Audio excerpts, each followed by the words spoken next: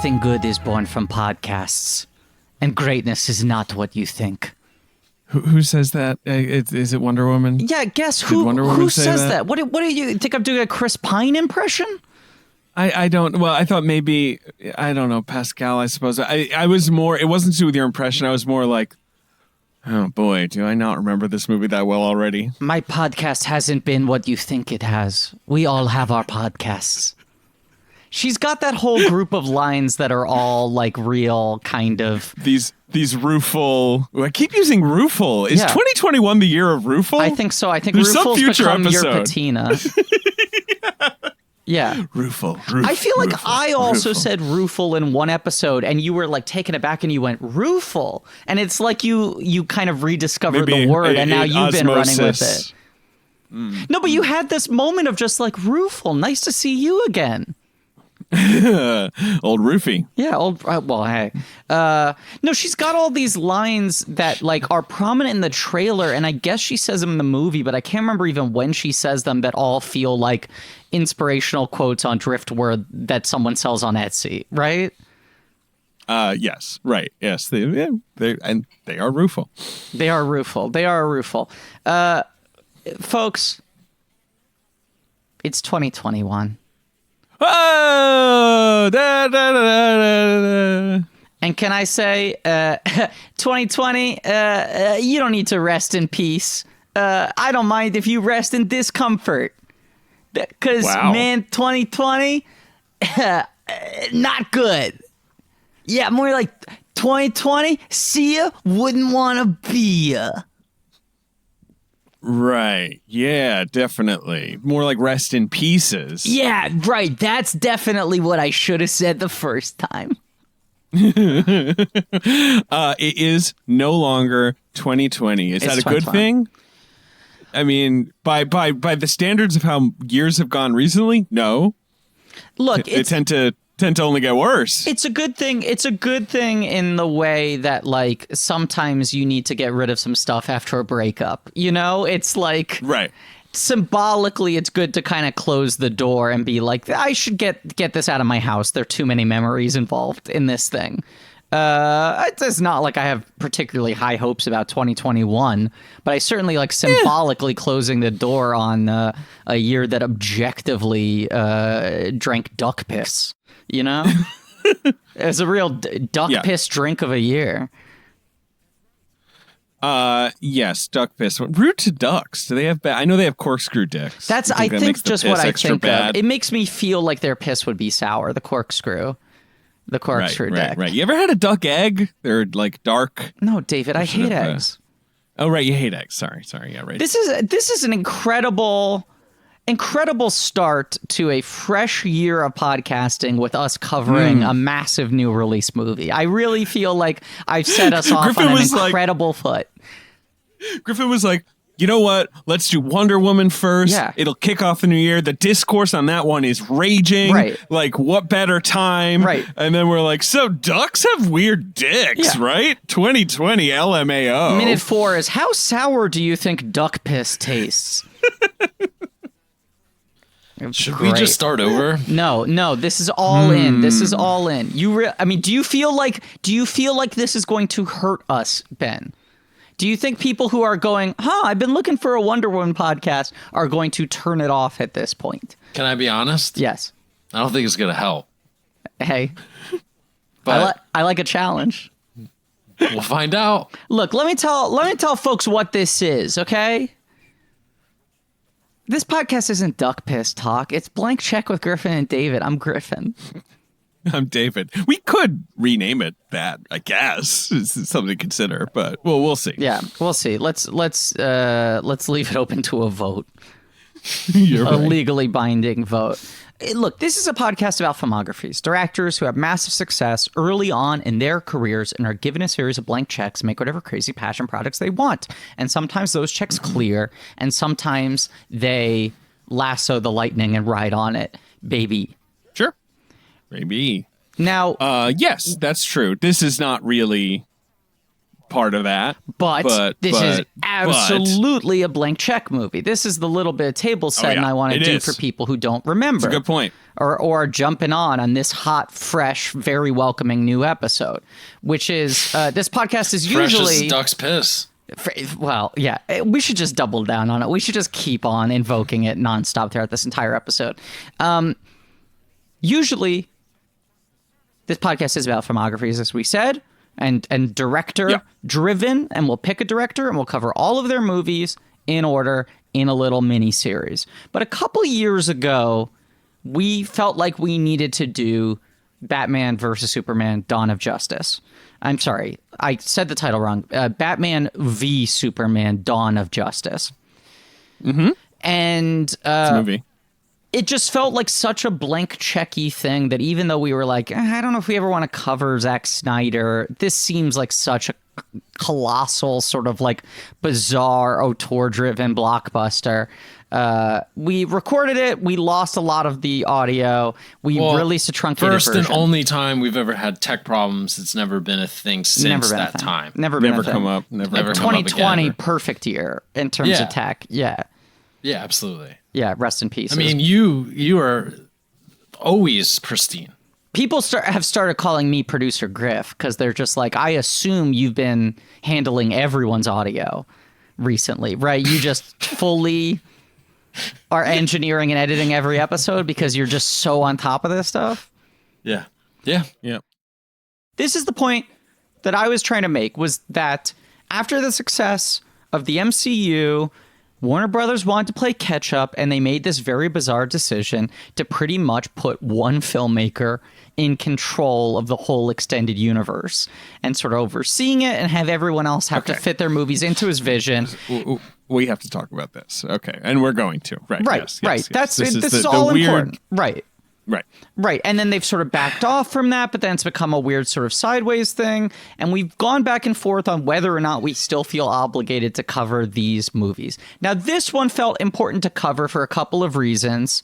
A, because we love the first Wonder Woman, and B, because Patty Jenkins has only made 3 films. She's one of these people where we very easily could do like a monster fill-in episode on Patreon and just say like, Patty Jenkins is a filmmaker we cover every time there's a new movie. And I think that would be fair. I think she's an interesting enough filmmaker doing blank check projects on a huge scale. She's a good person to sort of put in our back pocket in that way. But yes, let's talk about the larger sort of state of the DC thing. So this is the thing. And yes, and because Patty Jenkins, as you say, is now absolutely a blank check filmmaker, I would say. Yeah. But when she gets Wonder Woman is the absolute opposite. Someone who made a film that should ostensibly have gotten her a lot more work and then struggled for, 10 plus years to even get a job in movie making. But the DC Extended Universe launched in 2013 with Man of Steel, a movie we've never covered and should. No. We're putting a lot of things on our plate that we might have to throw on Patreon at some point in the near future. It'll be fun. I mean, I guess maybe we do Snyder one day, but God, that just feels like a nightmare. Sny Kids. Yeah, the Sny Kids. And yes, of course. Well, here's just a bunch of things to say. So when Man of Steel comes out, it's a year after the Avengers. So it's a year after the MCU thing has gone from experiment to juggernaut and, has gone from, what are they doing over there to like, we should try what they're doing over there. Right. And there was this thing of like, we're very carefully just trying to relaunch Superman. Superman is a crown jewel. We're just trying to relaunch that. And then like 6 weeks after Man of Steel comes out, they're like, the next movie's Batman versus Superman. We're building the whole universe out. We're going to 100. This is the problem. It's the dual problem of, and people, I guess, maybe forget it, but like while the Marvel thing is kicking off, DC or Warner Brothers is having this great success with these critically acclaimed Christopher Nolan Batman movies. Yeah. So entirely they're not self-contained, completely unconcerned with larger world building outside of those movies. Yeah. Right. Like Kevin Feige is making Chris Hemsworth and Chris Evans and so on sign these 7-picture deals with these balloon salary, like, you can't do that with Christian Bale. You're not going to say like, hey, so you've done 2 of these. Do you want to sign on? Maybe do like 6 more where you do some cameos and shit. And like we do, like not going to happen. So Man of Steel comes out. Mm-hmm. That's a Nolan produced, and he identifies Snyder as he thinks he'll make a cool Superman movie. Snyder has this, Ayn Rand fucking I am a alien among humans, and I don't like he has a pitch at least. He's got pitches. Let me just say a couple quick things. Just butt in with a couple quick fine points here. One is there were a long list of directors who were apparently in talks, like Darren Aronofsky and Matt Reeves, who later goes on to do Batman, and even Affleck met with them. Right. Aronofsky, one of those guys who circled so many comic book movies. Yeah. And everyone would always get excited and then it would never come together. But apparently really wanted to do this. And it was like Goyer and Nolan had a pitch. They had a take on how to redo Superman. And the pitch was very much, we can do for Superman what we did for Dark Knight. Like the plan was not build out a whole thing out of this. Extended universe. Right. Exactly. It was like redefine Superman. And there was also the looming specter of the lawsuit from the Schuster estate they thought they were going to lose a bunch of the rights. They had to do it. And Zack Snyder, by a lot of accounts, became the choice because they were like, we know he can handle a movie of this size. We know he will be able to get this up and running quickly. Yes. But then they're in bed with him and they double down and they're like, do you want to be our grand architect? Well, I guess, it's like, they greenlight the sequel right away, even though the movie disappointed, but it did okay. It still did good. It was very successful. I think public perception was split, but you also announce a sequel that isn't Man of Steel 2 is pointedly, now we're going huge. But I think didn't they initially announce... that's what I can't remember. Didn't they just initially announce, like, there'll be a sequel? Yes. And then it was... I remember at Comic-Con, Snyder presented the logo with like Batman behind it, and it was like, and everyone freaking out. And so, like maybe initially they were like, and then whatever, Warner Brothers gets involved. They're like, we need a universe now, boys. Comic-Con You're going to introduce Wonder Woman. It's all going to happen. The Comic-Con thing was 6 weeks after that movie came out. That's the thing I think people forget. By all accounts, it was like a scramble internally because, as you said, it's like 2008 is Iron Man and The Dark Knight, right? And then 2012 is Dark Knight Rises and The Avengers. So like 1 year, DC is the dominant force and Marvel has an outside hit experimenting with a weird thing. And then 4 years later, DC closes the book on their most successful franchise and Marvel just supercharges. And so the next year they're scrambling. And by all accounts, their plan was Man of Steel 2. And then they sort of did the Hail Mary pass like the week or two before Comic-Con and went like, what if we just fucking go for it? Right. And they did it and they were legends. Yeah. As we keep talking about this whole enterprise, obviously one of the original sins is just them doing it all so quickly. Like, trying to launch everything in one movie. That's a Superman sequel. Suicide Squad holds up. But that's following like, it with this day, Suicide Squad, which is bad and also has all this extended universe crap that's also separately bad and not helping matters. But it's also fascinating. Like, we had no intention of covering Suicide Squad. And then you saw it and you were like, you don't understand how weird this thing was. And I was like, I guess we got to do it. And then at that point, we had sort of backed into it where we're like, it's not just the Snyder strain we're interested in. I guess it's this whole enterprise. Excuse me, but I do step back from it because to some degree, I think we felt a little burdened, like, oh, we've gotten ourselves trapped in this expectation that we have to cover every DC movie. Then we skipped Shazam because we were like, who gives a shit? And that ended up being one of the best ones and one of our favorite superhero movies of the last 10 years. So we feel like idiots. And we like told Ange, like, you should do Birds of Prey because we're just sort of over this. But then we both definitely liked Birds of Prey more than most of these movies. I mean, Ange liked it more than us, and I think she was absolutely... I don't like that movie. Fair enough. Go on. But the point is, I think we've had this uneasy relationship with how much we want to be in bed with like the commitment of needing to do every DC movie. And I for two things. One, we should never commit because every 6 months there's an article, and there was just one in the New York Times where they're like, yeah, we're gonna do 50 movies a week. Batman is gonna fucking be in a sitcom that's on HBO Max where his dick is out, and it's gonna be great. We're doing different TV shows on HBO Max that all interconnect, and each one is based on one item on Batman's utility belt. Bat shark repellent on HBO Max. Yes, I mean, so like we will never commit. We're not going to put a ring on it. Now that you're saying it, yes, we have covered every single DC extended universe film except for Shazam and Man of Steel. Those are the only two we haven't done. And Man of Steel, right? There's two, right? Okay, and Shazam is possibly my favorite. Although I do love my good boy Aquaman, and I do enjoy The Adventures of Wonder Woman. But no, I think Shazam's my favorite. The James Gunn Suicide Squad movie's coming up. I'd like to talk about that. Maybe we wait. I don't know. I don't know. But it's also like another thing where Gunn's a guy where we've covered both Guardians on Patreon, and he's only made two movies outside of that. So you're like, and he's certainly a blank check guy. This is the thing I butt up against. I was thinking about this a lot while watching Wonder Woman 1984, which is what this episode's about. But I do think to some degree. No, I've said it, I think. I don't know. Maybe I haven't. I don't know. This podcast is bad. It's worse than duck piss. No, shut up. I think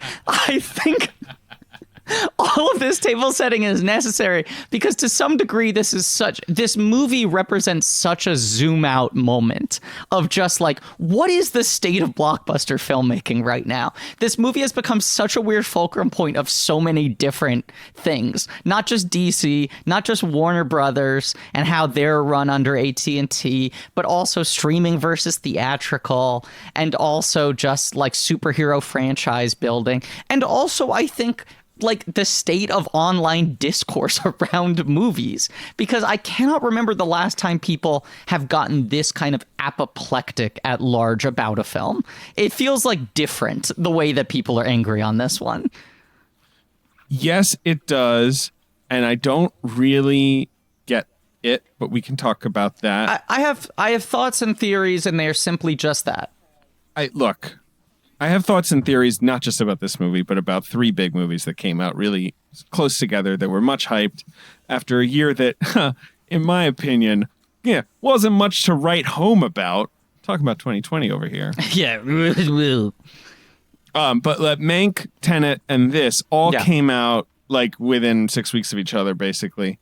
And all got very different reactions, but all basically like, was sort of a fairly common thread, I would say. And it's perfectly reasonable to not like any of those movies. But it did also just kind of feel like everyone was like, which I understand. Totally. I think it's bad. Right. And look, I went on this whole sort of thing in the Old Guard episode, and people really pushed back at it because they felt like I was being sort of like judgmental or gatekeepy about the way that people watch movies, which is not my intent. It is more that I feel like I've spent a lot of this year, and we're two in it. It's impossible to fucking come up with a thesis here. But sociologically, there is a major shift going on in how people consume entertainment and talk about it, right? And it's been supercharged by everyone being stuck at home, watching everything on their couch, nonstop trying to distract themselves, and then also spending even more time online. But the shift has been happening gradually for a while. That having been said, like, you said Soul, Mank, and Wonder Woman were the three you listed? No, Mank, Tenet, and Wonder Woman. I don't think Soul falls in that bucket. Soul has gotten maybe, there's always going to be discourse, but that's what I was fairly positive. Say. No, I think those three you threw out completely correct and fair. I think the Soul thing was also fascinating to watch, where it was like Soul and Wonder Woman both go up on their streaming platforms Christmas Day. It feels like overwhelmingly, especially in the first 24 hours, Wonder Woman won the battle of the eyeballs, right? Everyone was watching that 100%. Thing right away. Yeah, it was for the whole family. Everyone could watch it. You know, Wonder Woman. Who doesn't like Wonder Woman? Right? You know, Soul. It's like some people don't want to watch a kids movie. They don't know what it's about. An anticipated sequel to a beloved movie, like one of the sort of more well-regarded films in one of the most dominant genre at popular cinema. And it also is like this big budget sort of spectacle-y movie. Yeah. The idea of people getting to watch it at home, I think, felt like a Christmas present to people. Like, finally, here's a real movie in this year where the things we've been getting on streaming have felt like kind of damaged goods, you know, like write-off sort of shit, by and large. And everyone was just going wild, buck wild about Wonder Woman, flipping out. But it was also just astounding to watch how loud the discourse was by like noon on Christmas Day. And not just among film Twitter people, but like the people I specifically follow in order to follow people who don't talk about movies all the time. We're like, piece of shit. Yeah. Lame. Worst movie I've seen the last 30 years. And I'm like, you write for Politico.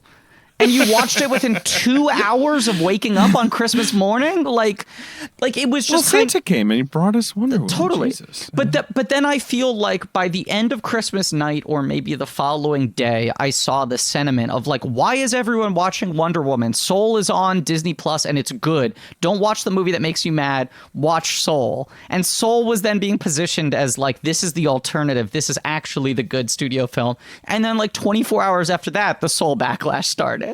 And once again, I totally understand all of the Soul backlash. I think it's a flawed movie that I do like a lot, but it's just the cycle is so fucking quick these days. And you speak about it's all available at our fingertips. It is, you know, not for free, but obviously like with the click of a button, and the internet's out there and people are bored. It's a boring time in general, the holidays, and more boring right now. A lot of people are alone or haven't traveled or, you know, just with their whatever. These are all things. But also people just kind of think this movie's dog shit, so I can't really argue with them. I mean, there's a lot I would say it's more dog or duck piss, but... Yeah, Ben, how dare you fuck up the duck piss joke? It was so clean up until this point, and then you tripped on the word. Damn it.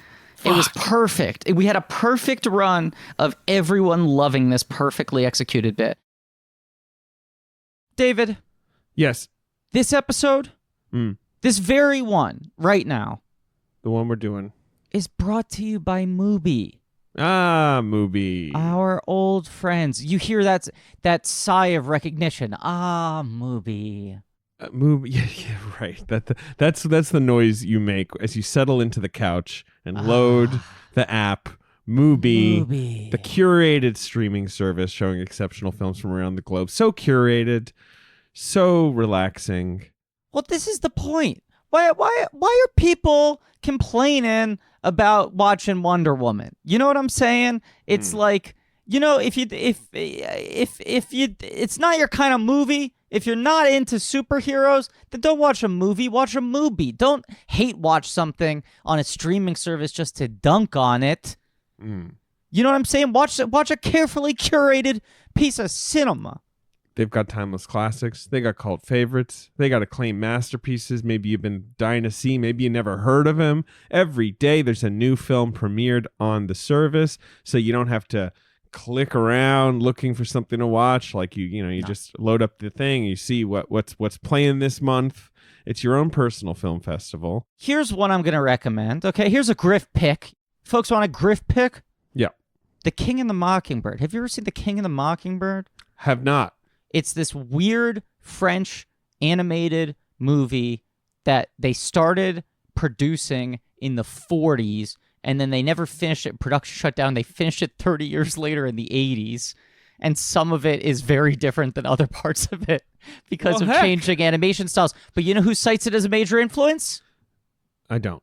Hayao Miyazaki, our old friend. Well, there you go. It's a cornerstone film. It's a very odd film that any animation nerds listening to this podcast, and I can't imagine there are any, should watch. I highly recommend it. I'm seeing they got a lot of Jodorowsky up there right now. The Holy Mountain, if you want to pretend like it's midnight and you're going to the IFC Center, you know? Yes. They got Claire's Camera, the Hong Sang-soo movie that I love. One of your favorite directors. They got a bunch of Hongs on here. They've got a lot of Yourself and Hongs. Yours. They got the Hongs, baby. Yourself and Yours is really good. That movie is weird. I'm seeing some Popeye shorts, for God's sake, David. They got some cool. This is a movie's kicking ass right now. Popeye the Sailor meets Sinbad. That's the best one. That's a classic short. And listen, you can try Movie Free for 30 days at mubi.com/check. That's mubi.com/check. It's a whole month of great cinema for free. That's it. Go do it. It's just simple. It's just simple and do it. It's simple and do it. It's the new catchphrase. It's just simple and do it. Mubi. I want to say one thing on the onset here, because I fall into this trap sometimes where I'll say something, people are like, why is Griffin projecting what he thinks other people think, or why they don't like a thing, or this kind of thing. And I feel like it comes with the territory of more people listen to our podcast now, right? We have a podcast that's casual and conversational by design, but now more people listen to it and they take more stock in it. And so when I throw out some sort of like half-baked thesis I have, it sometimes hits people like I'm trying to pass legislature, you know? Like I'm making some sort of sweeping judgment. Because I love coming up with theses. And I think about, like, I had this exact thought while watching Wonder Woman, weirdly. But when I was in, like, middle school and we had to write, like, a formal essay for the first time, and it was on, like, Romeo and Juliet, and I handed in some, like, 4-page essay that was filled with dumb jokes and puns, and also every sentence began with, like, I think, or I don't know, or I kind of feel like. And my teacher pulled me aside and she was like, this is unacceptable, complete rewrite, start over. Like, not even an F, like, not applicable. Like, this is not an essay. And I was like, what's the problem? She's like, first of all, you can't make fucking jokes. Second of all, you can't start your sentences off with I think or I feel or maybe. And I said, why? And she was like, part of like writing an essay is you're really selling an argument like you're absolutely certain that this is the case. You don't want to hedge at the start of a sentence with like, I don't know, maybe like, yeah, right.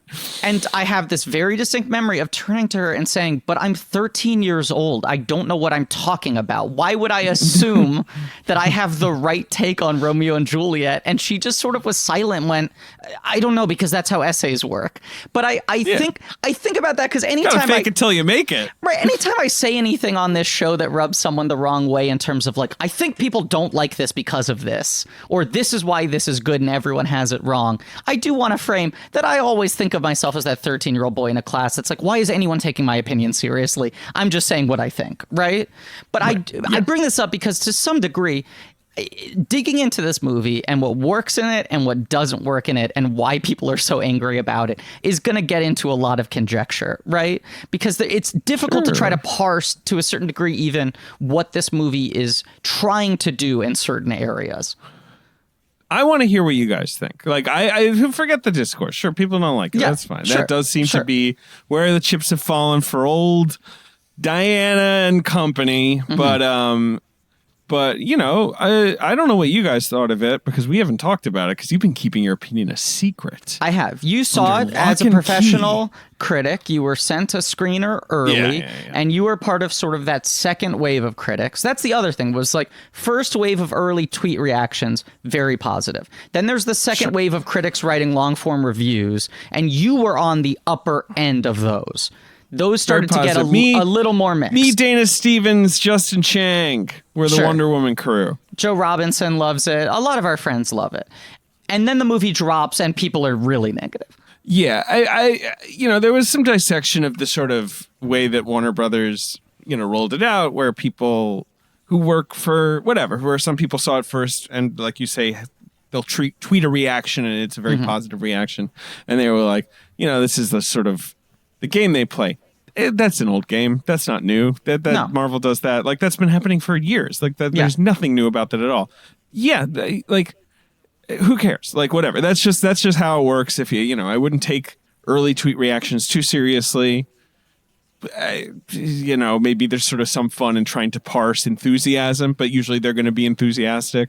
But even as you said, Walter Chaw had a really good thread on Twitter the other day about a practice that's probably going to fall by the wayside now because of how much everything is changing, but how, especially for like big populist blockbuster movies, critics usually saw them at screenings that were filled otherwise with like people who won a radio contest. Like even to make sure they do that critics would see a movie with a crowd that's more excited. It's something that's fallen out of fashion. But that was very much like the way the studios operated in like the 90s and the early 2000s. Yeah. I would say if you're going to what is called a voucher screening now, that's a bad sign. That's usually a sign that a studio does not have a lot of faith in the movie, or it's a sign that you're seeing the movie later because there's always preview screenings that they can fit you into if you like missed a screening. But Walter's point was just that like the entire psychological attack there let critics see it with people who are very excited to see it and are reacting positively to the movie, so they sit back and go, I don't know, I guess it works, even if I don't like it. They look. Studios are going to try and sell you on their movie. Like, they always fucking do this. There's always no shit news like there. That. Right. Yeah, that's always been true. And the most crucial thing is they want you to see it in a theater, and that's true for the smallest indie. If you want to, this is again pre-COVID. If you want to fight them and say like, "Hey, can you just send me a link? I'm busy. I can't make the screening. Whatever." They really don't like to do that because they want you to see it in a theater because they know theaters are better. Yeah. But I didn't see this in a theater. I saw this on my television. Now, can I throw... what it as did most people, although it did okay at the box office, and we will talk about that. It's being a relative term. Right, but I mean, far and away the most successful pandemic movie. Can I throw out, like, take number one? Because you're saying we've been playing our opinions close to the vest. We haven't really told you what we thought of it. We definitely... I don't want to speak for Ben. I definitely like it less than you do. I think it's a mess. I like it more than most people, and a lot of that is me falling into my Griffin trap of I cannot help but give a movie a lot of points for being this weird. Compellingly weird. Right. Even if I think it is unsuccessful, I'm so fascinated by so much of what she was trying to do that it's like I prefer this movie missing the mark by a lot to a movie that succeeds at far more modest ambitions, especially in a genre that has become so cookie cutter and on rails in so many ways. This is such a compellingly gonzo series of decisions made in a completely overstuffed movie that feels very that feels very individualistic to me in certain ways. Hell yeah. I agree. But I don't think it's a good movie. I'm compelled by it. Sure. I don't think it's a good movie. I don't get that. I like it, but that again, people really hate it. So I when watching it was not thinking like, this isn't like when I saw The Last Jedi, at the big press screening and the crowd's going wild and I'm like, damn, this thing fucking annihilated. Like this thing is going to rule. Everyone's going to love it. There will be no disagreement on that one. When I saw it, I was like, man, this movie is weird and doing a thing I did not expect at all. And, I'm sort of impressed by the intentionality. I was not sure how it would go over in general. Yeah. And it also felt kind of lacking in, how to put this in a nice way. Just kind of like cheesy girl power crap, which I don't think is a Patty Jenkins problem at all. But it can be an MCU, or it's a comic book movie problem. It's a corporate movie problem where the person looks at the camera and is like, whatever. But anyway, but maybe I'm wrong about that too. It's weird. Like I feel like the movie is and isn't. Like I saw someone on Twitter call it like kind of like the ultimate tote bag feminism movie. And I think, that's a weird thing to say. I don't get that at all. That feels like a criticism of what Wonder Woman or whatever, like of what I'm talking about. A thing that's annoying that's only been building up for years. This movie is bananas. That's not what this movie is. That's so much of my thing. I mean, like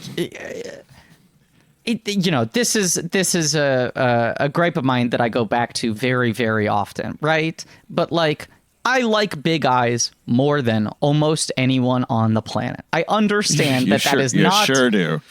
a loved movie, right? But what continues to piss me off is that like very few critics stood up for that movie in any kind of way.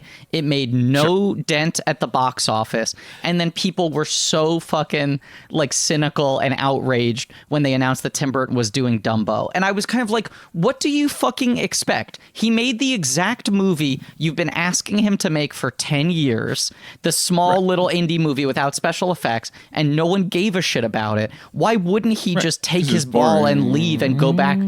But that's my point. I bring up this example for that exact reason, David, where there's a part of me that wants to say to everyone who is outraged about Wonder Woman 1984, I completely understand if you despise this movie. I don't even particularly like it, but I do worry that the viciousness of the response is going to discourage anyone from being this weird.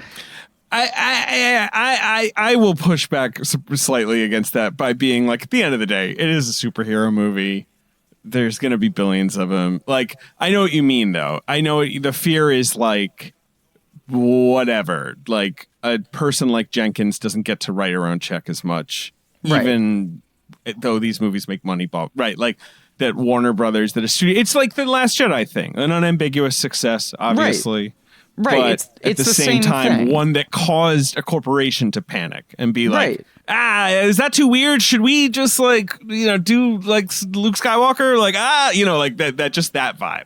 Yeah. Yes. That's my fear. At the end of the day, they're all fucking superhero movies. There's too damn many of them. Agreed. I'll say this. Whatever. Ben, weigh in, tag in. Wish logic is a weird thing to explore in a movie. Love it. It's definitely like Playground. Kind of remind me of like, I get ultimate wishes plus 4 because and infinity plus 1 situation. Yeah, I mean, look, Katie Rich texted me halfway through this movie, and she was like, "I don't get it. He wished to be the Rock." And I'm like, Katie, it's a wishing for infinite wishes thing. He's just doing the 6-year-old like, well, if I got a lamp from a genie, that's what I would do. If he became the character Monkey Paw, then I could be like, oh, okay, this guy's a villain. He's got a name. He's got a costume. Animal fists. That's what I'm saying. He became a little crumpled up fist. But this is like another example of where I'm just sort of so confused by the state of like blockbuster superhero discourse, where as many have pointed out, like anyone complaining about the fact that I cannot believe this movie is about a wishing stone is conveniently forgetting that the entire Marvel Cinematic Universe is about a guy who builds a glove to fit 5 wishing stones. Yeah, that's like the silliest thing in the world, which no one, like the Russo brothers aren't going to sit down and be like, oh, no, the Infinity Stones are real and they're a metaphor for... No, they're going to be like, yeah, they're magic fucking rocks. One's a power rock, one's a space rock. That one gets you to space. Like, come on. Right. And David, what has always been my biggest complaint about how the MCU handled Thanos? That he wasn't in love with death, and like that's the kind of thing. They took out all more of the a Richard Donner vibe, operatic superhero goofiness. Where I go like, if we can't get to that point, then what the fuck are we doing here? And to that degree, I love that this movie is unabashedly just about a magical wishing stone. I love how goofy that is. I agree with Ben though that the problem is not that it's about a wishing stone. I think the rules of the stone are so incoherent. Look, I'm going to come out and say it because I know this is like when Ben went from, being a wet boy to a sandy boy. Yeah. But I don't give a shit about the rules. Who cares? It's just like, be careful what you wish for. We get it. It's bad. You're going to get something good, but it's not going to work out. Who cares? I think the movie fails at even making that point clearly. Like, I am not asking for internal logic. This is a movie about a world where gods exist and they made a cursed stone. I get it. I don't need to understand the chemical properties of the stone. I don't need fucking a bill of instructions with the stone. But I do feel like watching this film every 20 minutes, I was confused trying to recalibrate how the stone works. Even just to the degree to jump way ahead. there's the whole stretch of the movie after Pedro Pascal becomes the stone where it feels like in order for a wish to happen, he needs to talk someone into saying the wish for him. They need to say, I wish. But even if it's something that him. he wants, it feels like, he's the stone, which means he can't make the wishes himself. And then he starts making the wishes himself again. No, he doesn't. He only can make the wishes himself once he is connected to everybody by satellite. I'm so confused. Before then, he's cursed. That's why there's that ridiculous, even I cannot defend, scene where there's a PowerPoint, an 80s PowerPoint explaining the satellite, where it's like, yeah, technically it's touching people. And it's like, oh, okay, all right, I guess that, that's how we're going to make this third act scale versus him just walking around and touching people. Well, but David, it feels like he's granting people wishes and getting something out of it. But then at some point he's going to his driver. He's like, boy, wouldn't you wish that traffic would part like the Red Sea? And the guy's like, yes, I wish that. And then it's like he's kind of getting his way. So there's a lot of mixed messaging around how the mechanics of it work. It's the dual. He thinks that if he becomes the stone, then it is. We're going to talk about this movie soon, but Jafar wanting to be a genie, where he's like, oh, the genies are the most powerful, I should be that. And it's like, no, if you're a genie, you can only do what someone asks you to do. Yes. Because even though you have omnipotent power, you are bound by laws of geniehood. He's like, I should just be the wishing stone. No. Not only are you going to need other people to make wishes that you want to have happen, but you are going to have an insatiable need to grant wishes because that is your purpose.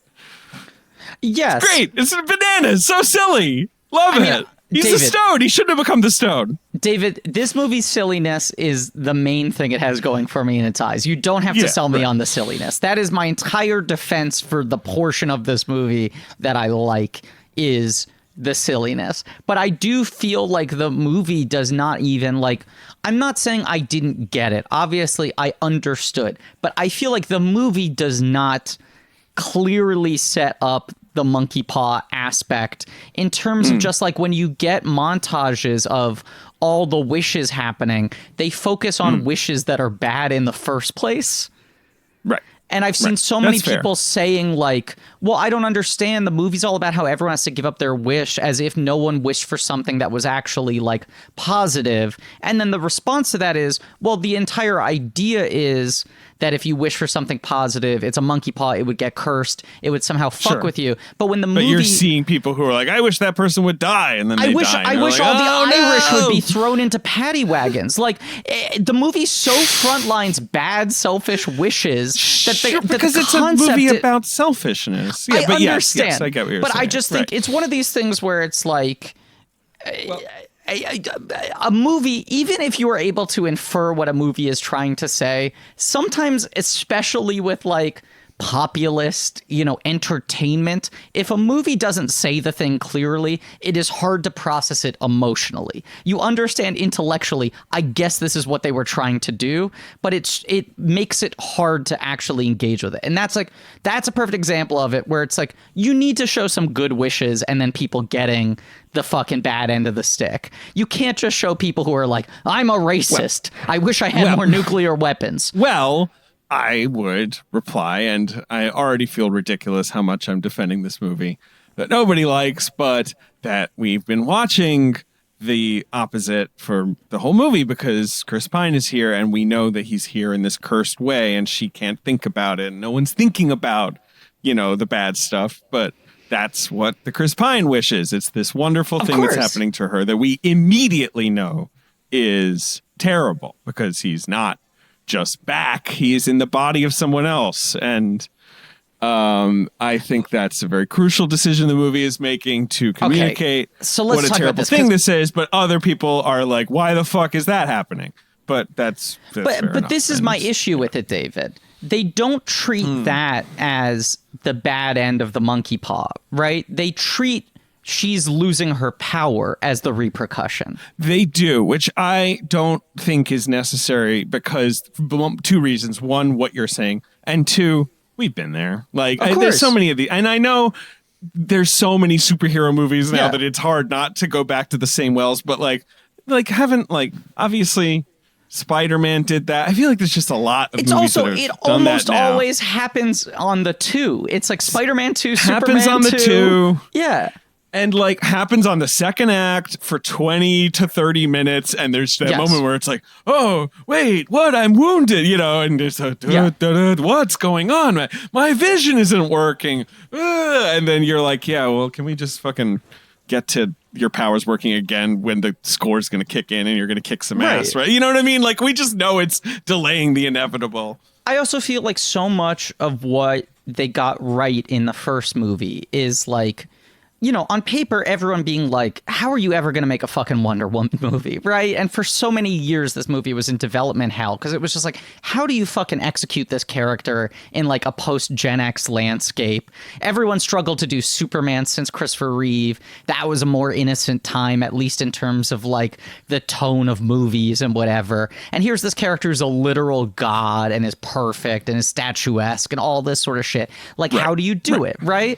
And how do you make there be any sort of tension or conflict with someone who's really kind of the Superman issue, right? And I think what was so smart about the first movie is she really approaches the character on an ideological level, right? She's fighting ideological battles. It's not the tension of whether or not she will successfully be able to beat this guy because she's fucking Wonder Woman. It's the question about whether or not she can win moral arguments.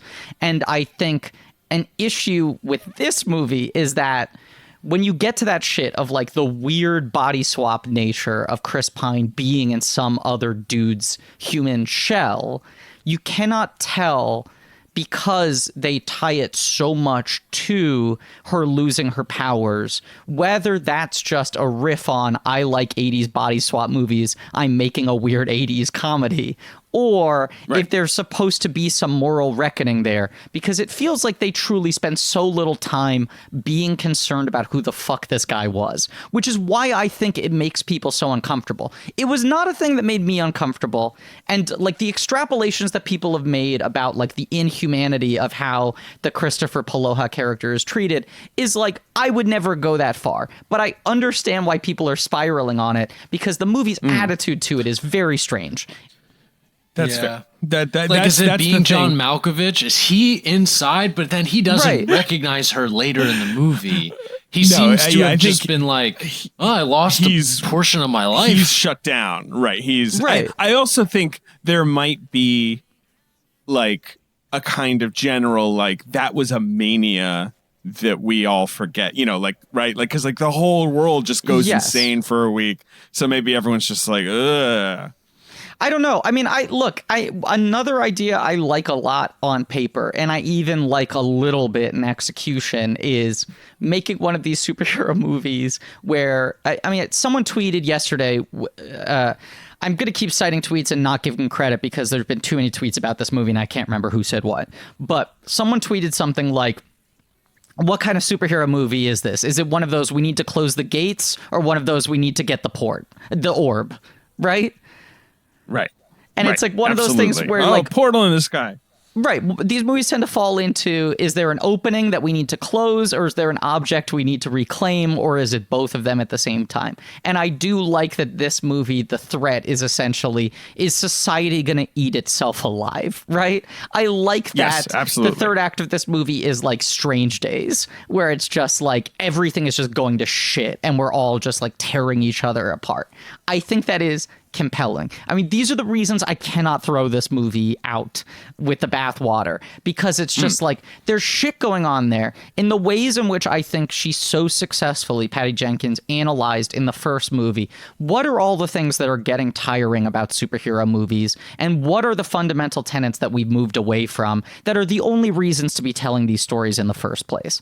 And I think she isn't as well calibrated on this one, but I am so compelled by how much she is clearly trying to answer these questions. I mean, your biggest take is that like the movie is her doing a Richard Donner riff, and people need to view it through the prism of recognizing how goofy those movies were and how much latitude those movies had by not being invested in reality and owning that they're based on baby books where silly things happen. I mean, like, as everyone knows, Superman ends with Superman flying around the Earth backwards so fast that he turns back time. A thing that doesn't even make sense if you're 6. No. Like, when you're 6, you're like, why would the Earth going backwards reverse time? Wouldn't it just like make tidal waves? Like something terrible? Like, but you're just like, whatever, I get it. Right. And when Superman and Lois Lane fly for the first time, she has an internal monologue poem set to music. Like all this stuff where like it's very easy to clown on, but also isn't that what we should be doing? That's the vibe. Right. Agree with you. And like, there. of course, Donner was kind of inventing a genre that didn't exist. And I think was, even though comic books right around when Superman came out were starting to get darker and Gwen Stacy was dying. But still, like, he's more tapped into like, these are silly, fun, operatic, right? Like that's what the tone should be, right? This is Superman here. Well, they don't sing, though. I Superman. don't get it. What do you mean? That's an old well for Ben to return to. Classic. The opera malapropism. The malapropera. Anyway. So that's part of my vibe. But also, I mean, I really liked the interview she gave with the Times, which I was talking to you about. Yes. Where she said she wanted to end a superhero movie where nobody dies and she wins with a conversation. She wanted to have this villain who's this, obviously Trumpy 80s businessman, but also he's an immigrant who's pretending to, he's imitating success that he's seen and he's frosting his hair. He's trying to look like he's white. Yeah. Like, but beyond that, the thing you said about ideology, like how the first Wonder Woman movie is very much, like you say, like she is fighting war and she is fighting man's cynical nature, right? And she is an icon of goodness in that, right? Yeah. This is the same, it's the same thing. It's just that rather than do a World War II movie, which I imagine plenty of people expected from her, right? She's like, I'll set it in this other time of great cynicism and I'm going to try and directly say like, this is the tidal wave that's crashing on our shores now. Like this is where it's building up. Like this is the sort of sinful time. Like these are all interesting ideas. I love all this stuff. I'm like for the first time in a while taking notes now because I have so many specific things to unpack that I want to make sure I don't forget them. Here's the thing I'll say. Fair enough. In that I think it was in that New York Times interview, she said that she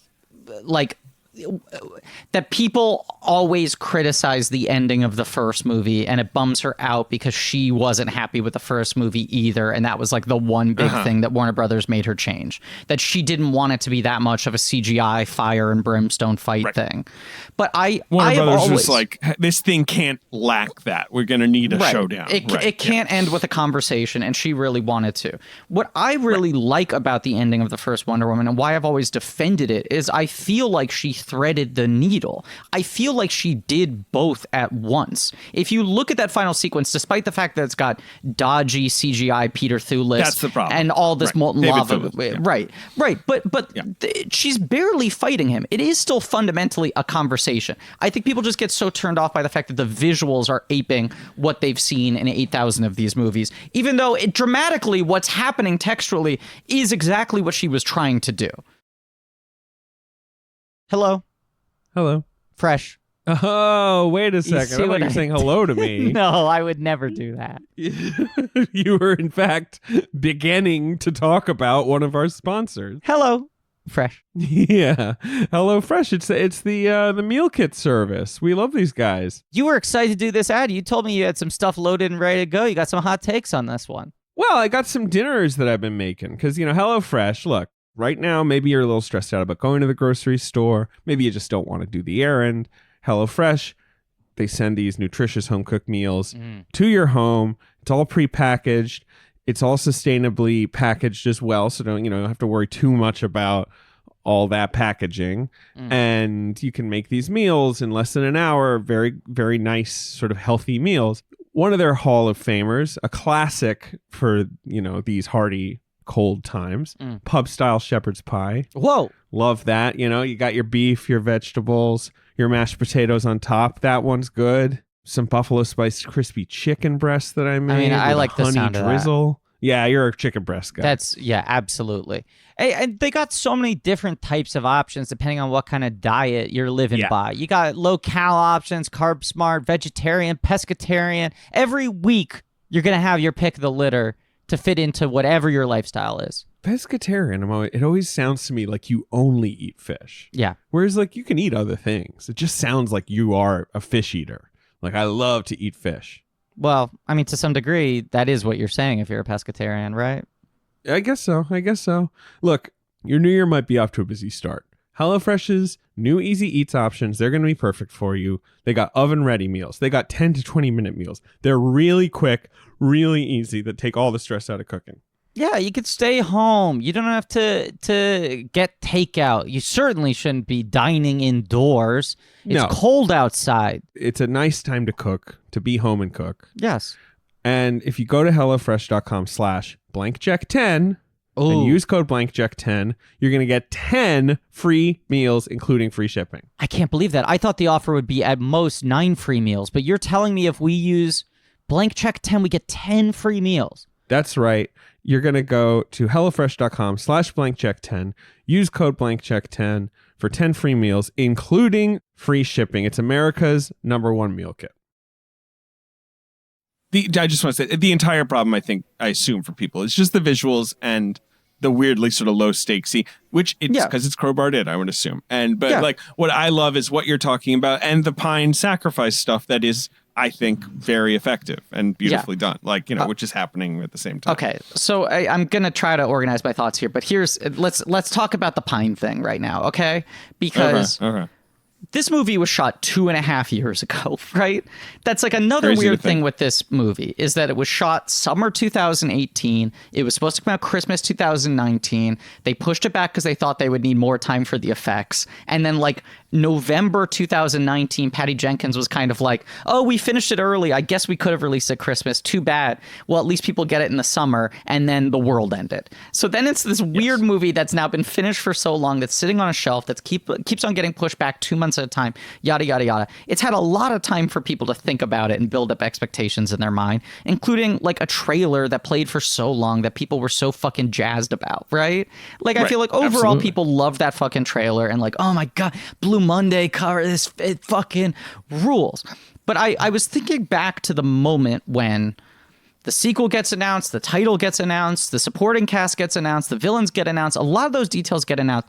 The Chris Pine thing did not get announced until the movie was filming. Because I specifically remember it was like Patty Jenkins tweeted a picture of him on set in the outfit, like with the fanny pack, and said, look who's back. And the internet went like, what? Wait, he's back? How are they handling this? What is this? What is this movie about? And then there was so much time where that answer was not clear because the movie was sitting on a shelf, right? Correct. They wanted to keep it a secret. And then once you see the trailer, it's not explicit, but there is Maxwell Lord sort of going like, you can have whatever you want. And there's him kind of just appearing. And you're like, okay, so it's not like, this is mystical. And this isn't like, I don't know, like a wormhole opening. And it's also not like, I'm his grandson or like whatever that would be. Now, here's my issue. I feel like the first Wonder Woman movie, in a way that these films rarely do, successfully set up and landed the execution of Steve Trevor kind of being her Uncle Ben. Right. Of that being like the really impactful it's death. A formative. Right. Right. And it kind of like it guides her compass for the rest of her life as a superhero, as a human being. Well, she's not a human being. She's a god. But like, I feel like, she's a god.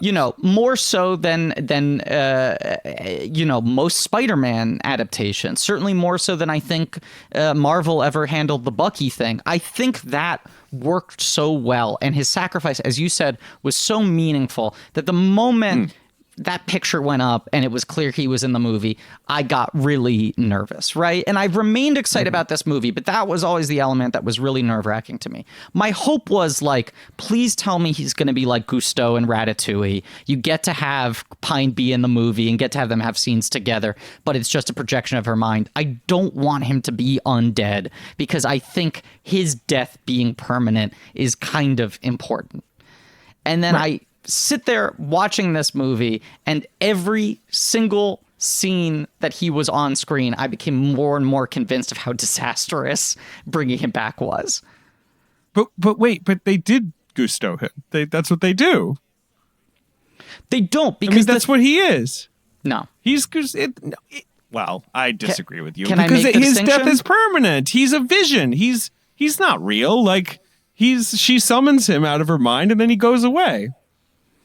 But in Ratatouille, you literally have you are having conversations not exactly with yourself. Gusto, but I'm saying That's he's what I not want. undead. He's not back. He's not returned to the universe for good. He is this phantom because she has to get over him. Like, I don't know. Again, I'm defending this because I liked it and nobody else liked it. I cannot, or not nobody, but lots of people didn't like it. But I found it to be this very powerful, be careful what you wish for fantasy of a person you lost. Not like I wasn't crying tears, but I'm like, yeah, man, that's what I'd wish for. I get it. And you know what? It wouldn't work out. And that's what grief is. And if you're going to make 3 movies, which supposedly she will, I get that as the second movie, that's the temptation. That's her humanity, presenting itself in physical form. That's what she craves, being human. I think it's this great metaphor for she wants to, be a normal person, which is to me the classic superhero. It's the Superman thing, right? Like that, the superhero dilemma. I wish I could be normal. Sure. And there he is, but it's not going to be normal. And he's dead. He blew up. He exploded. Here's my hot pitch, okay? Yes, you said you told me this, that you had one of your classic rewrites where you think it would help the movie overall. And I ran this by Ben as well and was workshopping it with him. Okay. Yes.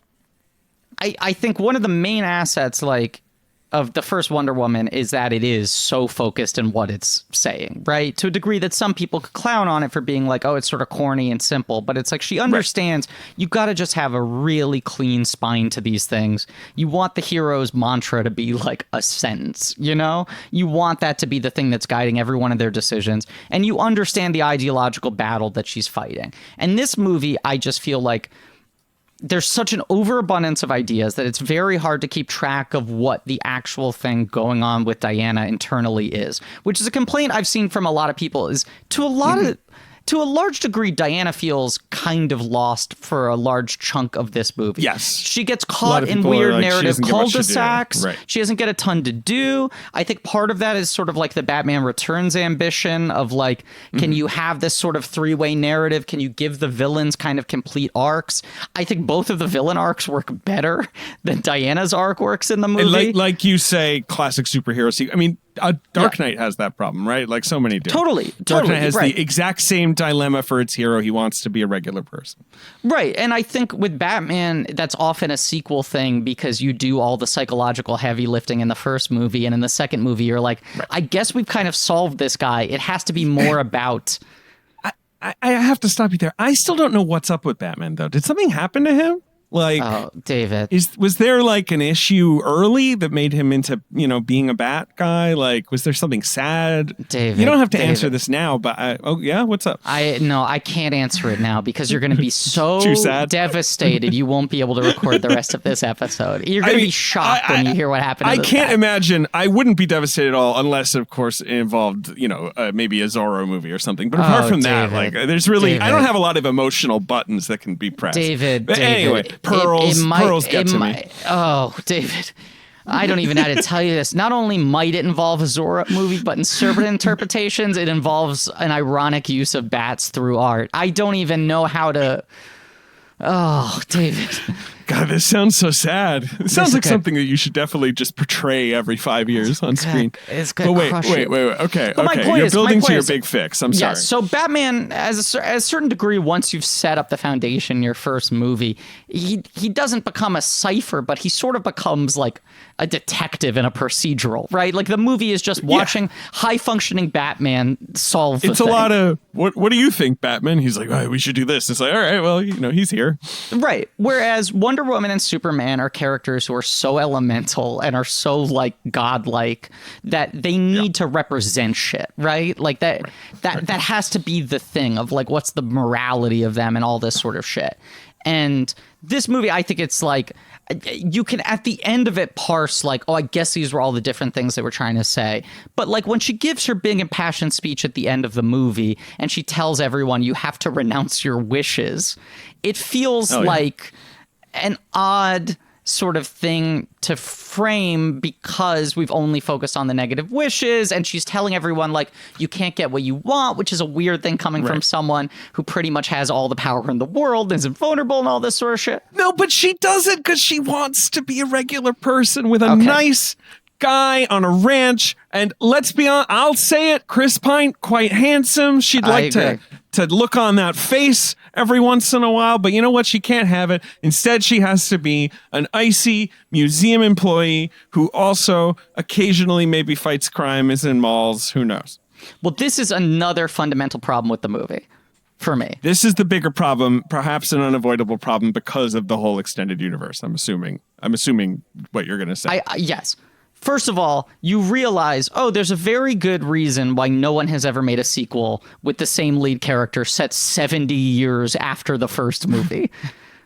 Because it is just such a gulf to gap in your mind of like, what has happened to this character? Right. Right. And especially because as I think we're both in agreement on, when you're kind of fucked by the bricks laid out by the extended universe, you have Batman versus Superman, which I know Patty Jenkins to some degree is in a bubble and ignores a lot of the Snyder bricklaying, but also she's a little reined in. You have that movie where Diana, it's so hard for Batman to find the world's greatest detective to find one picture of her because she's been laying so low for the better part of a century.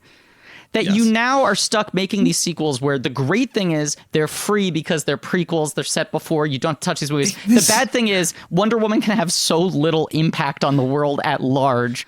She's a DC hero who has to basically be like a famous blur. Like she can't even be Wonder Woman. She's like a used car salesman doing local TV commercials. Yeah. This is the whole thing, though, with the extended universe, with everything about their approach. Everyone mocks the sort of sameness of the MCU and the dictatorial status of Kevin Feige. But he's the one who's going to be like, well, if you do that, you're going to have this problem 10 years from now. Right. And no one in fucking Batman land is like, well, wait, what's Wonder Woman been doing for 100 years if we're saying that she was in World War I? It's like, oh, I don't know. Like, just clearly everyone's like, whatever. She was doing something. Who cares? Like, well, yes. And like, now you just have this problem where you like, so she was really on board with stopping World War I right at the end of World War I, and then she got really into preservation. Dinner by herself all the time. Ate dinner with the rudest ass waiter who's like, are you alone? And she's like, yeah, I'm alone. And he's like, I guess I'll clear your plate away. The noisily I'll pick up every plate and bash it together just to make it clear I'm clearing plates. I don't think, and to some degree this is bumping up against perhaps the limitations of Gal Gadot as an actress, who I think is very effective when used properly. I don't think the movie accurately conveys the weight of that existential loneliness. It just feels like, she's having a bad month, right? Like, that's the problem. All that stuff is framed. Like, I don't know if this... She's not great at ennui, Gal Gadot. Right. And that's just really not her. And I don't know if this movie needs some fucking, like, up married life sequence where you, like, do a montage of 70 years of her watching everyone she loves dies. Like, there's... The only moment where you get, like, a glint of it kind of working, and it's so quick, is the photo of her with old Etta Candy on the nightstand. And I'm like, I need more of that. I need more of the fill-in of her living what must be like a fucking Cullen family vampire life where every 10 years people realize she's not aging, she picks up, she abandons everything and starts fresh. Like, I need that emotional weight. It's a good pitch, and honestly, they should have done it, and I have no idea if this was a problem, but again, that kind of sounds like Captain America. Like, which, of course, you can repeat it. Like, it's fine. Yes. But, like, it is crazy where I'm like, is there a certain point, Warner Brothers, when you're announcing you're going to do 6 of these a year, that you might want to start thinking about the fact that a lot of comic book stories have been put on screen at this point. Like, right. There might not be too many new angles here outside of the Marvel thing of, we've got this world that you love, and we're going to bounce new characters off each other. We're going to bring someone in who kind of, they because they have the world. But DC doesn't have the world. They've kind of avoided the world, which is fine. Like that's an approach. But anyway, that's a larger. Yeah, and if anything, DC's largest issue is that they are not wholly embracing, treat everything as a standalone, make it a fucking multiverse, make it whatever. It feels like they're doing it in some ways, but in other ways it gets really fuzzy. Yes. But this is your big pitch. So this is my big pitch. All that was important setup for what I think emotionally doesn't work in the movie, and what I think actually would execute the intent of the film better. So much of it, as you said, is also like, oh, here's the 80s, like, this fulcrum point in American culture where things went from being bad to horrific, and we're still feeling like, the ripple effects of today. Not, I make it very clear, I'm not saying that things weren't horrific before the 80s, but so many of our specific modern cultural issues start from Reagan era America, right? Sure. Yes, and absolutely. this sort of dramatic reformation. The me obsession, all this sort of shit, right? That she's trying to do with this, very sort of broad perception of what the 80s represented. But so much of the movie, as you said, should be this kind of thing of like Diana just being done, just being dead inside, not knowing what to do, and also questioning, like, how fucked is humanity innately, right? Like, is there a thing worth saving here? In World War I, it's literally the idea of a war. In Wonder Woman 1984, I am completely on board with it being people making shitty wishes and like attacking each other in the streets, and it not needing to be something that literal, right? Right. It does feel like if the movie is going to be about her making a selfish monkey paw wish at the expense of humanity because she feels like she needs something for herself, and especially with the way this movie starts, it feels like what organically the story should be is her wishing to bring Themyscira back. Okay, like bring the whole thing back? Yeah, because you have this gift in the universe, which is the island was destroyed. Everyone she grew up with was destroyed. Her family was destroyed. She's from this idyllic place, and then she came to the land of man and tried to fight against the innate shittiness of our species, right? And by the end of Wonder Woman 1, she kind of wins. But if you're making a movie that's at 70 years later and she's beaten down and she's miserable, and especially when the movie starts with like, oh, here she was in the competition. There were morals here. There were rules here. There were lessons here. There was a structure here that worked.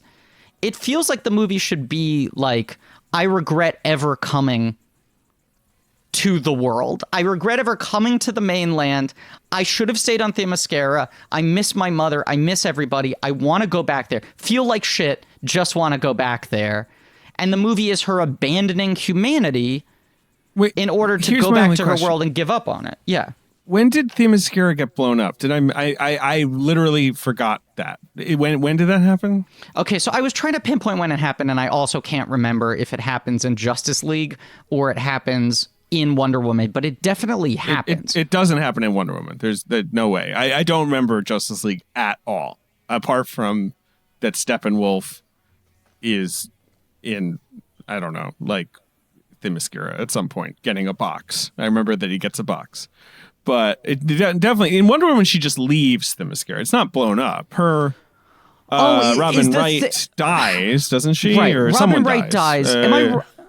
Is it that they tell her that she can't go back if she leaves? Am I misremembering? Is that what it is? I should have rewatched the first one, but I just distinctly remember there is like a rule set up in that movie about why she's never going to be able to see her mother again.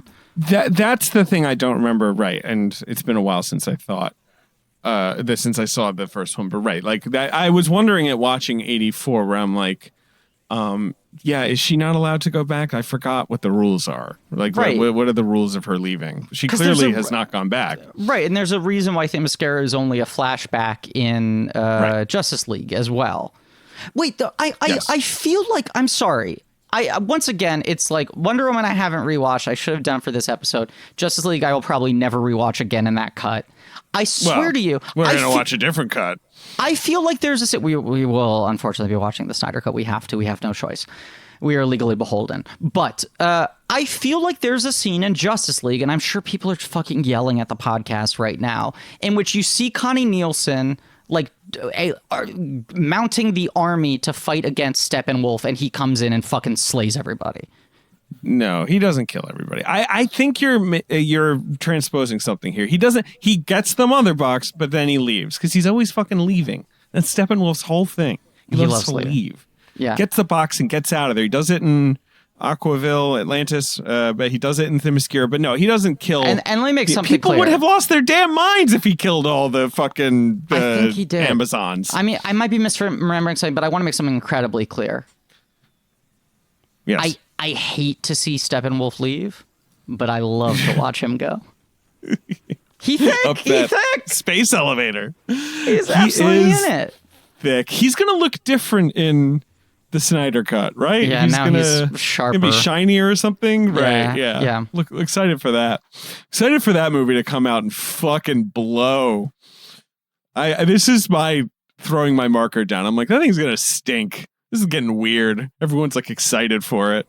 Yeah, I mean, I don't think it's gonna be good. That guy is not my tempo, but I am excited to watch it. It's just such me a too. Very bizarre excited. Why cultural not? occurrence. It's going to be 4 hours long, right? Is that true? Yeah, It's yes, four it's 1 4 hours hour long. episodes. It's being treated like Roots, the miniseries. My point is, I've clearly fucked this up, and I can't remember the details, but I still think. I just remember that conclusively there is some reason why the door is closed to her. And I feel like the movie would work if it was about her choosing Themyscira over the world of man, rather than it being, I want to spend more time with my dead boyfriend of 1 week from 70 years ago.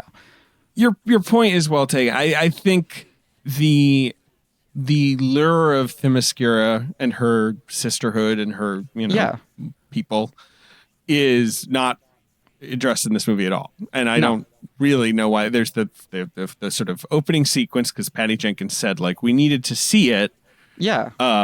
Especially because some people maybe haven't even seen Wonder Woman 1. You need at least some reminder that this is where she's from. But that sequence is very much a kind of like you need to be selfless. Like it's a moral lesson that she's learning, not any wider universe shit. But that's the weird thing for me, just in terms of like, what is the story trying to be? It does feel like this is a movie about her becoming increasingly disenfranchised with the modern world and her isolation and loneliness within it. It just feels like the movie wants to be about her missing home more than it's about, I can't meet a guy. And I know that's reductive for me to frame it that way, but I feel like the way the movie presents it ends up feeling a little bit reductive. I think that the reductiveness, right, is like you're saying the scenes where it's like, oh, you're alone, you're walking home alone, like a lot of that stuff. But the movie there's the loving pans over the the pictures at the ranch and the watch and all that stuff. Like I see it more, and people were like, why isn't she over? I'm like, she's an immortal fucking person. Like 70 years is like 15 minutes to also, her. She's still sad about it. To give her credit, I would never get over Chris Pine. Neither would I, especially not Chris Pine in Wonder Woman. That is like primo cutie Chris Pine. That's like Chris Pine with all the dials to 10.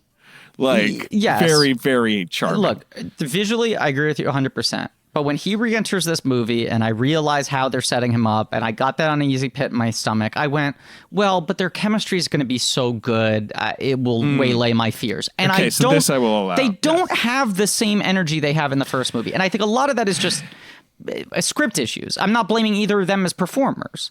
That's so much of what makes the first movie work is just that shit you can't bottle and you can't fucking pay for, of just like their back and forth actually just crackles, for me, in my opinion. And in this movie, it feels a little more boilerplate of just like, yeah, this feels like what most love interest dynamic scenes are like in these movies. I think you are right. I mean, I think they're perfectly cute, and he's got some fun scenes or They're whatever. cute. But They're fine. They don't have crackling chemistry, partly because there's just the weird kind of like, what is this? Like, chunk of them reuniting.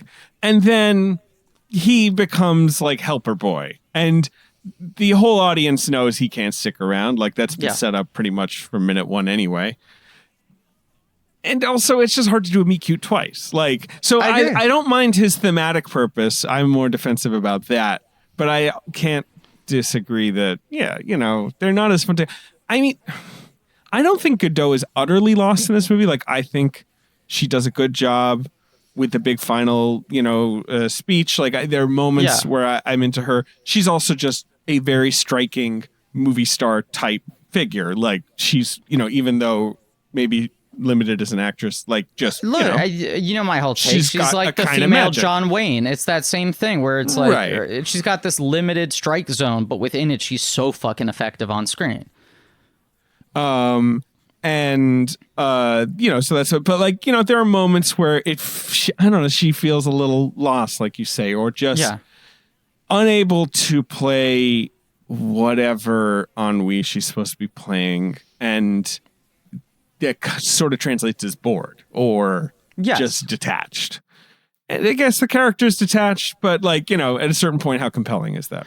It was such an asset for the first movie, the sort of like single-minded focus of Wonder Woman. It plays to Godot's strengths as an actress of just being in the moment, right? And being sort of objective based rather than having to play introspection, right?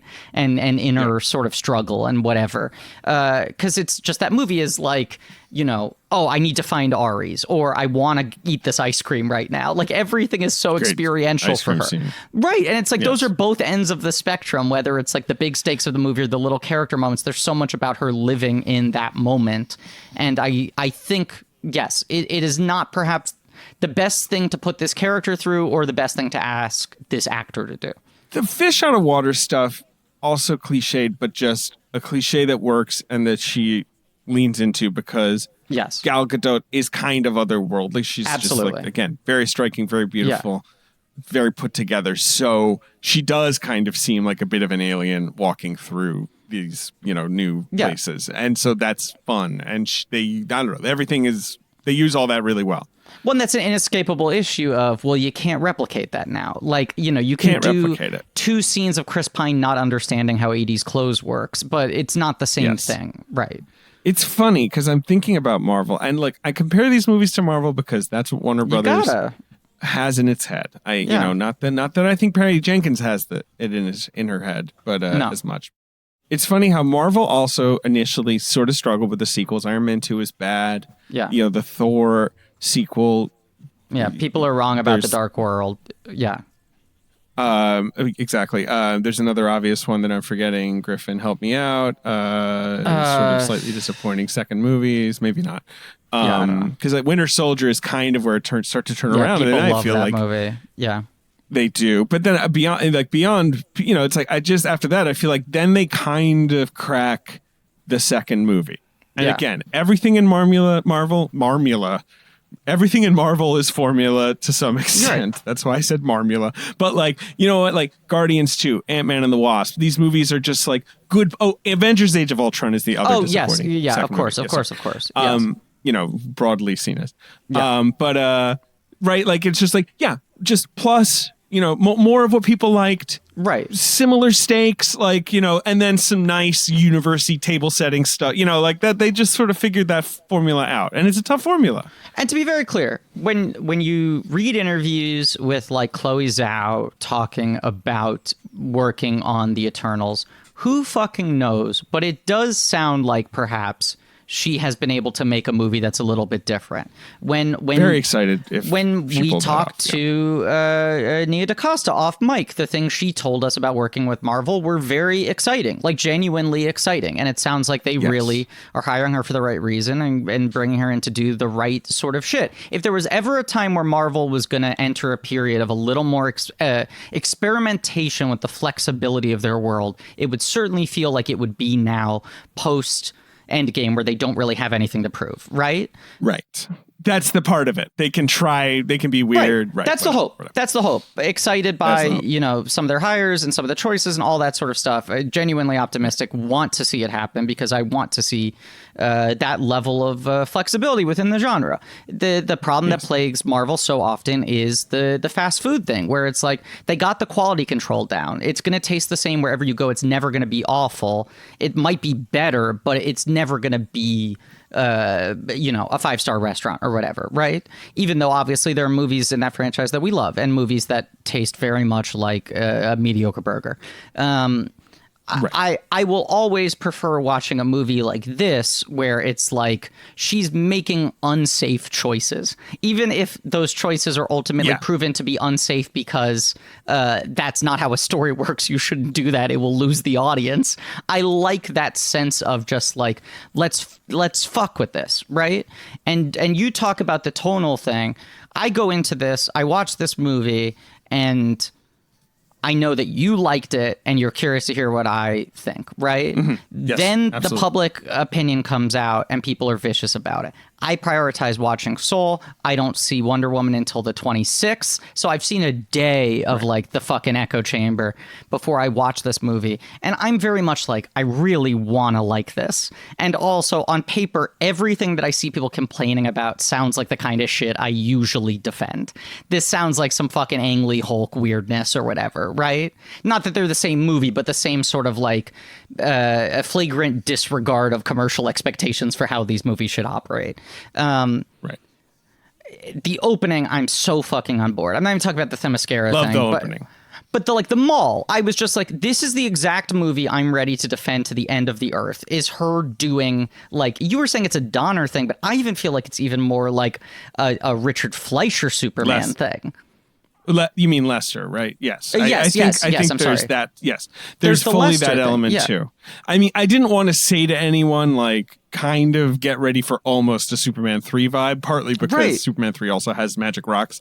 But like, a little bit of that, right? You know, and hiring a comedian to be the villain and like all this sort of shit. Yeah, definitely. And for me, I'm just like, I like the audacity of like the movie starts and everything about what she's doing. It feels to me totally in control of its tone. That whole mall opening. I'd say even maybe like the first like 25 minutes in general. Right. You can dislike that tone, but like you look at cues, like you have Hans Zimmer doing a score that sounds far closer to As Good as It Gets than the first Wonder Woman, right? I love this score. It's not unintentional. It's not like she's lost control of the wheel. She's decided, I think this movie should be a goofy comedy, right? I think this movie should have the vibe of a Police Academy sequel. I am so on board with that, partially because I think these movies are now increasingly plagued with a sense of self-seriousness that is exhausting. You also just look at like the extras, the background actors in the mall, and it's just like everyone's on the exact same pitch. Tonally, the movie is a complete, perfect conversation with itself. Whether or not you like that tone, she's not fucking up. She's doing what she's trying to do. I agree. And it's like, it's like Commando or whatever. Everyone's like wearing the right clothes. There's just like, it's also just like cutesy and low stakes, which I like. It's like a bunch of goofs are robbing a store and it goes like, and they're idiots and she's essentially going to clonk their heads together. Great. Cool. Just not enough of like stopping a guy wearing like a mask, holding a bag with $$ sign on it and like saving a kid from getting shot. Like all these movies should have these scenes, right? It's like these things where we're getting away from what these characters are supposed to represent. And I don't mean like based on the fucking material, but I mean like culturally why we even care about telling these stories. I will say though, like, Justice League has that sequence that feels very smushed in where she rescues people at a museum or whatever, and she like does all the Wonder Woman things. Yeah. And it feels lazy and undercooked because it kind of feels like Zack Snyder is not that interested in it. He's like, she'll do a thing. He's got a very cynical take on superheroes. I mean, that's the weird thing with Zack Snyder, with like how much people read the Randy and stuff into his work. He also makes these superhero movies that are all about like superheroes are like these fucked up fascistic nightmares and we shouldn't trust them. So that stuff always plays insincere with him. Whereas you watch Patty Jenkins do this mall sequence and you're like, she believes in this. You can think it's corny, but she believes in this and it's something that she actually finds fun. Right. Okay. So you like that. Yes. But then... I love the early development of Barbara. I like having Wiig. I think there was that question. Truly doing Jim Carrey from Batman Forever. Yes. Down to like frizzy hair, glasses. Yes. Like, well, I don't know. I guess I'm kind of, I'm nervous over here. I mean, there's the meme that's been circulating of like pre-conversion Edward Nygma, pre-conversion, pre-electrification Jamie Foxx and Amazing Spider-Man 2. Like there's like the grid of that's 5 the of right, them yes. that all have like the right. same glasses. Guy Pearce in Iron Man 3. Yes, like, yes, right. that's They're true. all styled so similarly. But guess what? I think that trope is potent. It pretty much always works for me. I also find it especially potent when you hire someone who's a comedian and they can play up the comedy of that rather than playing it too fucking but heavy. People hate this. I feel this is another thing that people don't like, right? It's too goofy or too silly. I don't know. I like it. I know a lot of people don't like it because they feel like that's not who Barbara was in the comics. I am admittedly someone who like doesn't read Wonder Woman at all, is not very invested in the history of the character, cannot speak to that at all. I'm just thinking on the level of how it works within this movie. And I feel like when Wiig was announced and people were like, how is Wiig going to fit into the tone of a serious comic book movie? I was excited when I realized, no, the challenge of this movie is, can Wonder Woman fit into the tone of a Kristen Wiig movie? That was exciting. That moment where I had that breakthrough. I think she's genuinely funny, especially in the early sections of the movie. Can we do just like like a 2-minute sidebar on how weird Wiig's career is if you look at her 10 years as a movie star? It's a weird career because I feel like she just mostly rejected the path she could have taken. But then there are the occasional moments, you know what I mean? Yeah. Like where she's like, okay, fine, I'll do a blockbuster, and it rarely works. Yeah. All right, let's do 2 minutes. 2 minutes. Right. So obviously, big SNL star. She has 2 scenes in Knocked Up that hit so hard that Judd Apatow goes, write whatever script you want. I think you're clearly a movie star. She spends 5 years writing this screenplay. Bridesmaids comes out in 2011. Is that correct? 2011. Insane that it's almost 10 years ago now. And is this seismic cultural thing. And it feels like, okay, she's got the keys to the kingdom. Yeah. And like it is also just, though, that crazy cottage industry of supporting roles for SNL players, especially that really dynamite cast, Sandberg, Hader, all those folks. Like, so like Knocked Up is essentially her first movie. She's in Unaccompanied Minors before then with, Feig. But that's a tiny role. But, and she is really funny in it. Like, I'm just going to read you everything before Bridesmaids. Yeah, please. It's Meet a weird Bill, list. The Brothers Solomon, Walk Hard, Semi-Pro. Some of these are one scene roles. Forgetting Sarah Marshall. She's a yoga instructor. Something called Pretty Bird. Ghost Town. She's a surgeon in that. Mm-hmm. Adventureland, which she's really good in. Yeah. Ice Age: Dawn of the Dinosaurs. Apparently she's a beaver. I had no idea. Sure. Absolutely. Whip It. Key supporting role. Really good. Yeah. Like a lot of really Extract. good supporting roles here, and then a lot of movies that don't exist. Right. Extract, which doesn't exist, but I remember kind of enjoying. How to Train Your Dragon, which she's in all of those. Date Night, MacGruber, Despicable Me. She's in all of those, I think. Yes. Yeah, she's in all of them. All Good Things, the Ryan Gosling, Andrew Jarecki movie.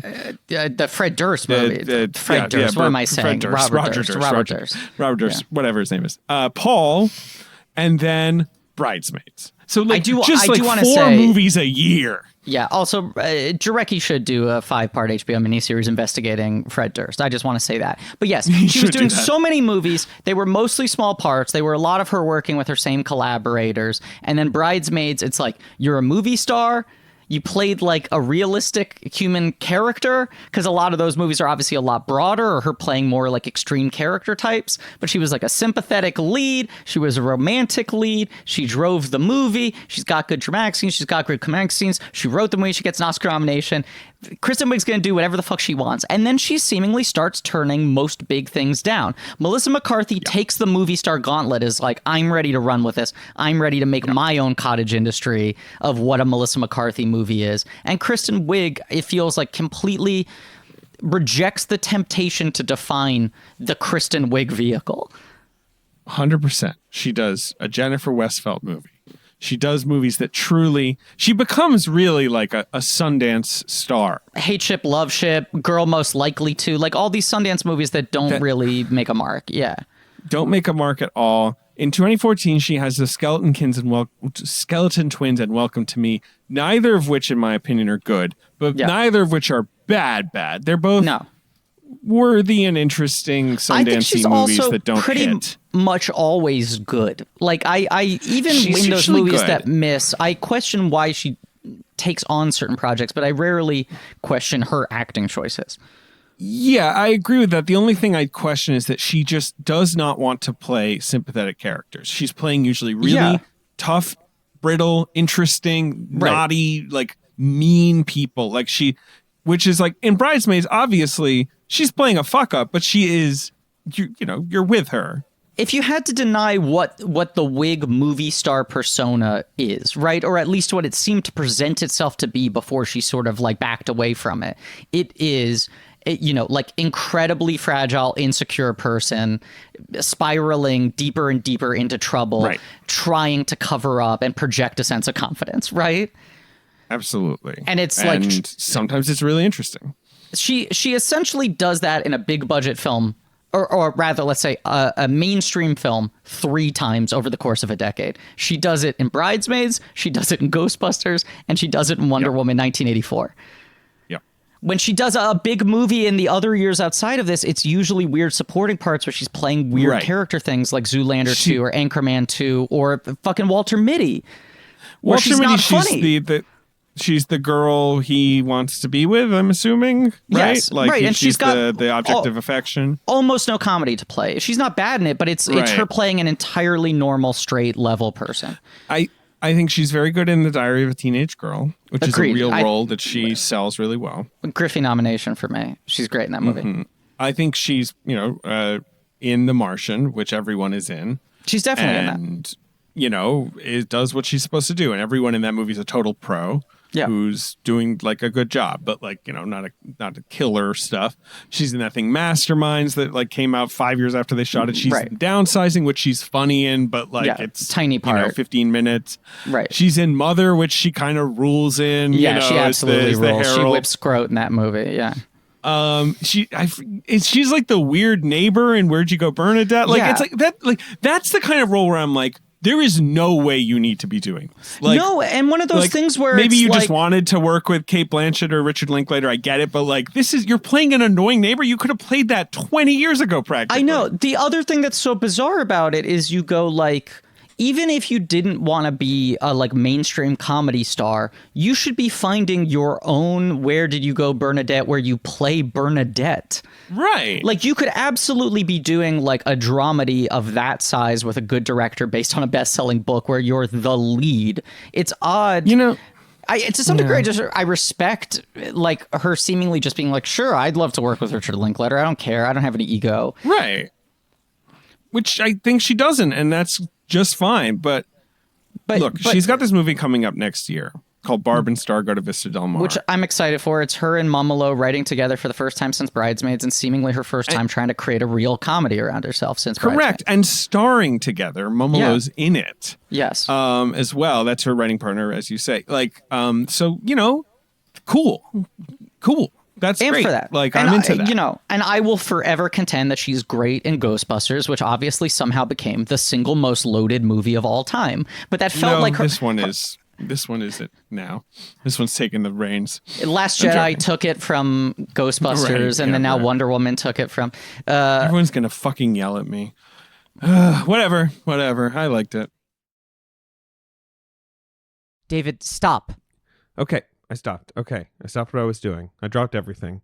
Well, I have some good news. Okay. That's good. I thought you were maybe sticking me up. No. I would never do that. We're friends and I'm not a criminal. Good point.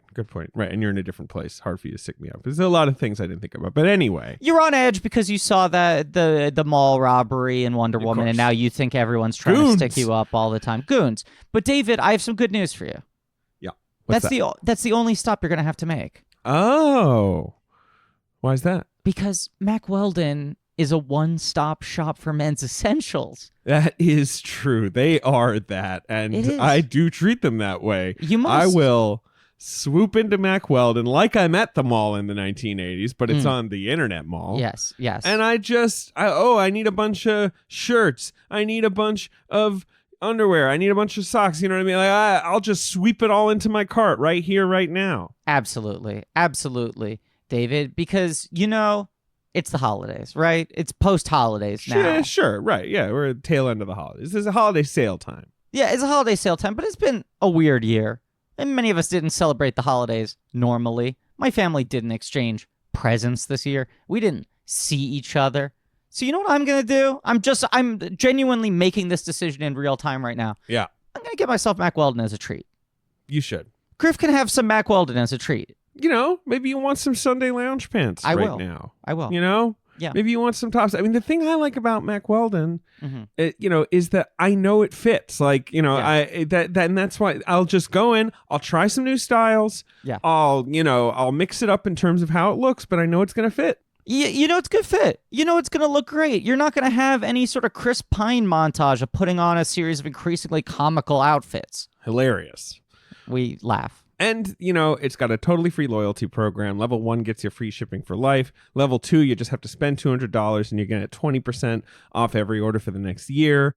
It rewards you going back there. And the other thing is that you're going to want to go back there because it's nice and comfortable. And they have all these fabric technologies. 18-hour, silver, air knit X, dry knit, warm knit. Yeah, the warm knit's good. It's all good. Yeah. And if you don't like your first pair of underwear, you can keep them. They'll still refund you, no questions asked. But look, you can win the gift-giving season, Griffin, as you're saying. You can get 20% off your first order. Just visit MackWeldon.com/check and enter promo code CHECK. That's MackWeldon.com/check. Promo code CHECK for 20% off. Mack Weldon, reinventing men's basics. And to be clear, you're winning the gift-giving season, getting a gift for yourself after the fact. Or if you just forgot to get people gifts in time this year. But Mack Weldon rules, and David, I'm doing the Pedro Pascal meme that's now hitting the internet, blowing up. Why have other clothes when you can have Mack Weldon? And now he's pointing and smiling. Yeah, it's the new version of the yes/no meme. Exactly. But MackWeldon.com/check, promo code CHECK. But Wiig, it's a weird career. You seem to like her performance in this. I think she's fine in it. I think she's fun. I like her a lot. I think I like the vibes. She too gets a little lost when the movie asks her to suddenly just become the Terminator. Yeah, exactly. But I think she does everything she has to do really well, and it was just exciting for me the first third of the movie watching her be this kind of funny in a movie again, because it happens so rarely. I would genuinely found her performance very funny. I also like the way that Cheetah looks at the end of the movie. I'm totally in favor of that. I think that final battle is completely lackluster and stupid. I think that's an issue this movie has overall. The thing I value so much about the first Wonder Woman is the action sequences are so clean and have such good character story beats. And in this, it absolutely feels like sort of second unit, generic, just claws and explosions shit. Especially that one. That one is... The two sequences that really just kind of have nothing are that one, the cheetah fight, which is happening at night. There's not a lot of stakes because it's kind of obvious Wonder Woman is going to beat the shit out of her. There's not really a sense of danger. It's also one of those weird things where the cheetah makeup is almost entirely practical, and yet it looks like it's bad CGI because there's so much bad CGI going on around it. Right, because the way she moves is not practical. Right. And then also the car chase thing in the middle, it's not it's I think abhorrent. I think it's very really boring. I also think I couldn't tell you anything. We obviously don't want to dig into this too deeply, but it just feels like such a colossal misjudgment to send Gal Gadot to the Middle East in a sequence. I agree. I was annoyed about that just in general. And in general, the treatment of the Middle East in this movie is like fucking Hot Shots Part 2. Right. That's the thing. I sort of was like, oh, are they trying to do more 80s movie thing? Like fucking Commando, like any Schwarzenegger movie of that era where like half the time it's either a Latin American bad guy or a Middle Eastern bad guy, right? Right. And this movie does both. Yeah, but come on. Dodge that shit. Come on. I don't know. I guess there's this oil subplot that's how they get drawn. But I just feel like there's other ways to do this. It's just like none of that should be in the movie for 5,000 reasons. It's also just like, I don't need this character in this movie franchise as been set up to be tied to actually complicated, heavy issues. World War I is so long ago and so cut and dry in terms of who the good guys and the bad guys were. Sure. And also that whole movie is operating more as a genre riff on war movies rather than dealing with war in a realistic bent. I had the exact same thought as you, where I was like, this movie is so into being a riff on 80s comedies down to questionable geopolitical aspects and weird sexual politics. Like, it feels like it's an 80s comedy down to all the weird problematic blind spots that 80s comedies have if you rewatch them now. And I can't tell if that was intentional or just was like, we don't give a shit, the movie's not about that, we're not going to dig into it. But then the Reagan stuff, the Cold War stuff. Yeah.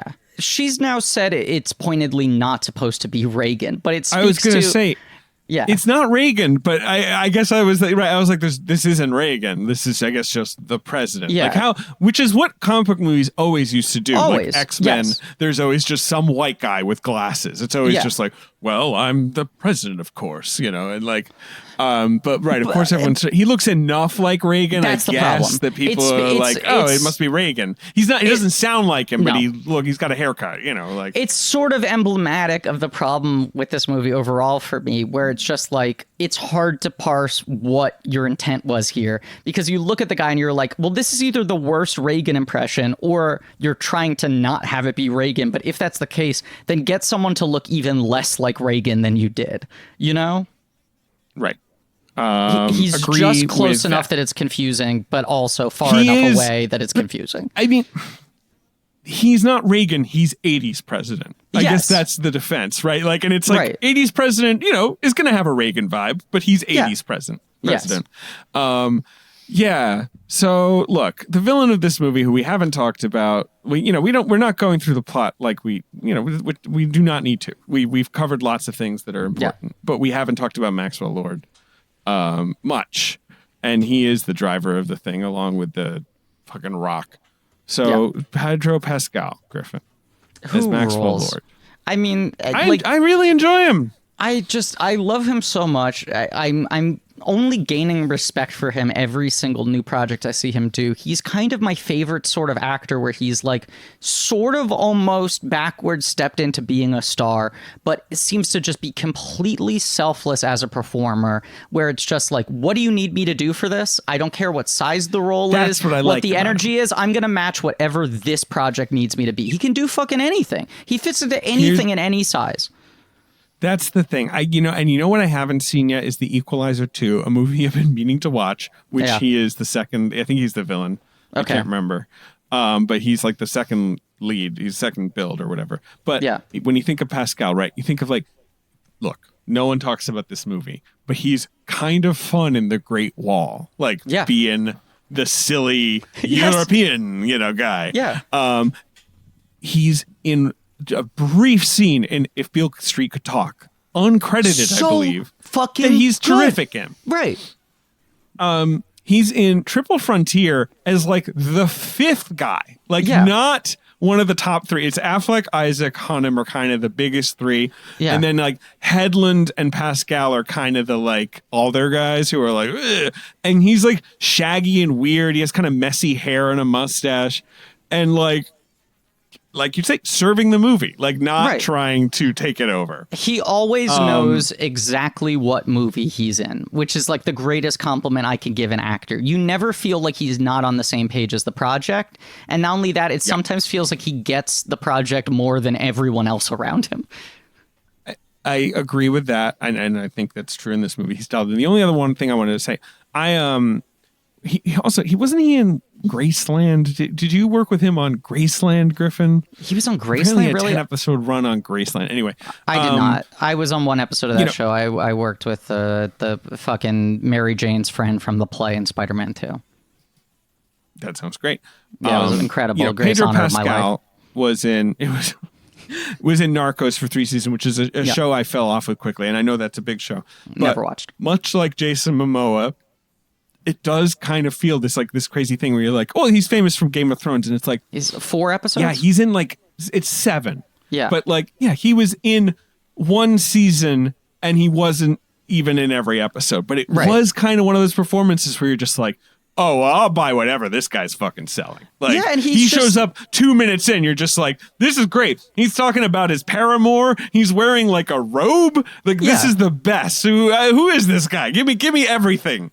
Never watched Game of Thrones, but he's also one of these guys where he's like, maybe he's 45. He's like a New York actor who's just been like a sort of completely kind of anonymous character actor for a long time. And then he had that breakout kind of late, and he has run with it in the best possible way, like the most interesting way, such an odd bodied, varied body of work rather.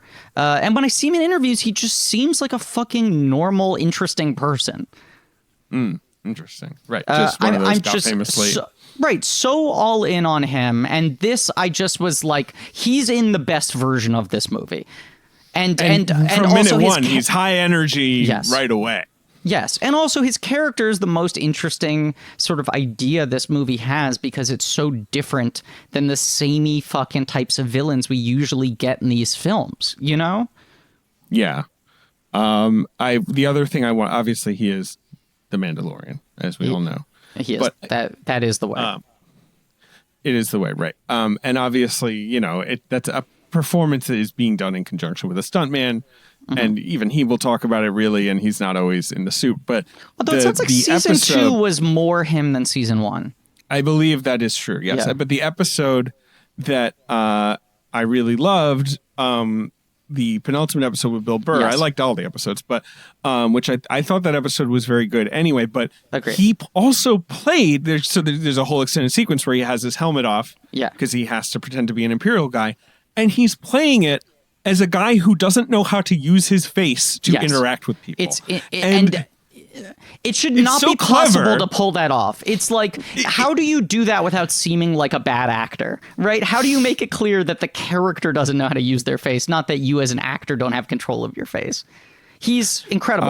Even if you just look at it as a vocal performance, it is astounding how much depth he gets out of Mando, who barely speaks and says everything almost in a monotone.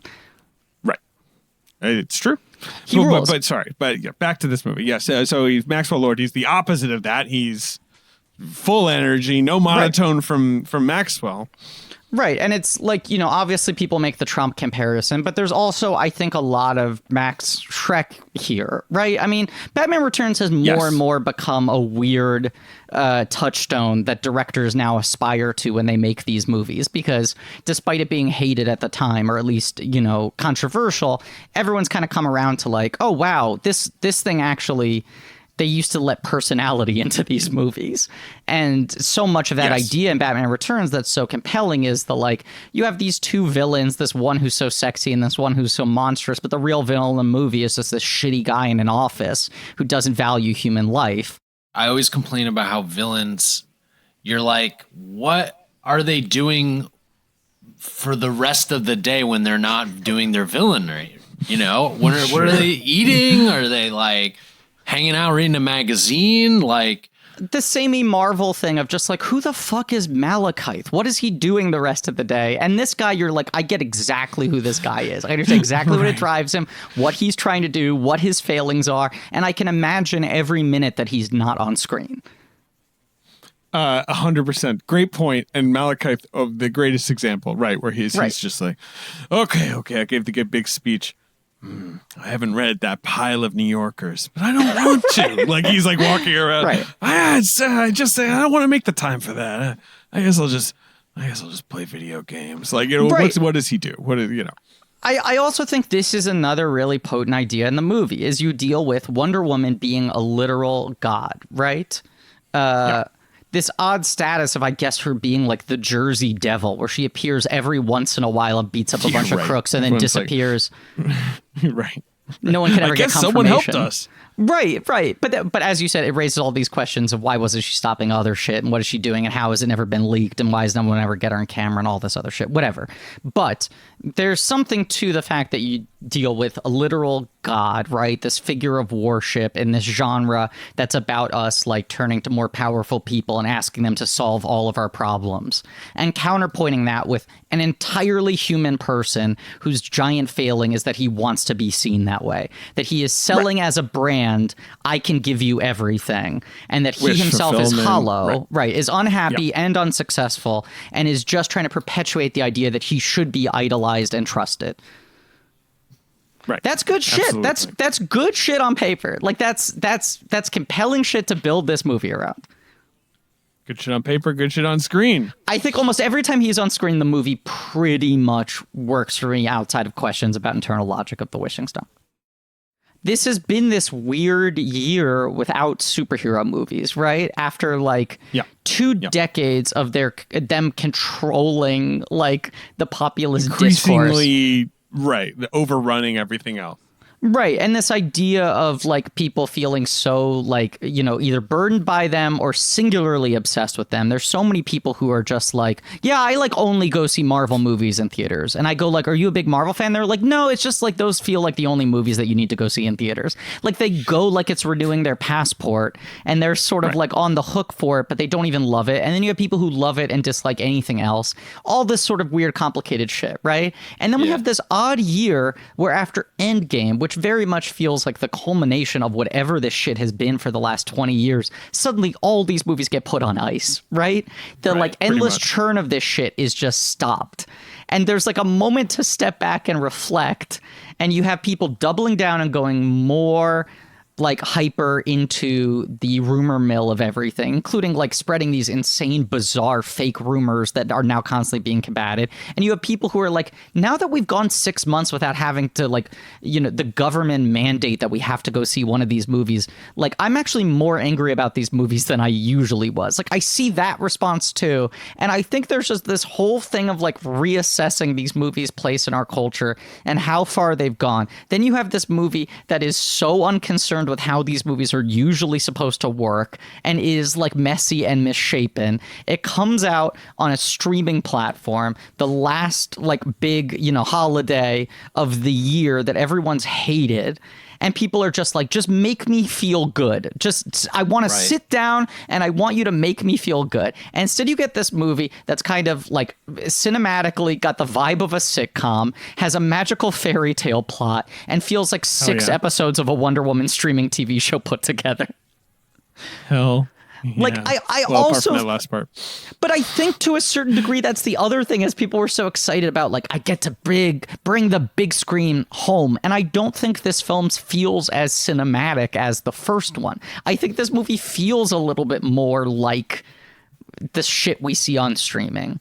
And I think that's a point of disappointment for people too. I'm not saying that people's gripes with the movie aren't valid. I'm just like trying to analyze why there is such a level of anger as opposed to just this is bad.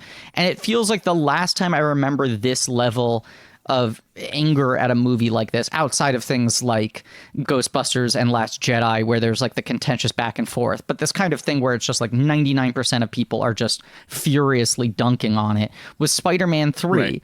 And Spider-Man 3 is a movie that similarly is just this director being like, I don't know, I'm sort of tired of this genre. Is there other things I can do with it? But that movie also has 40% shit that the studio made him do at gunpoint that feels so dispassionate. I don't feel that with this movie.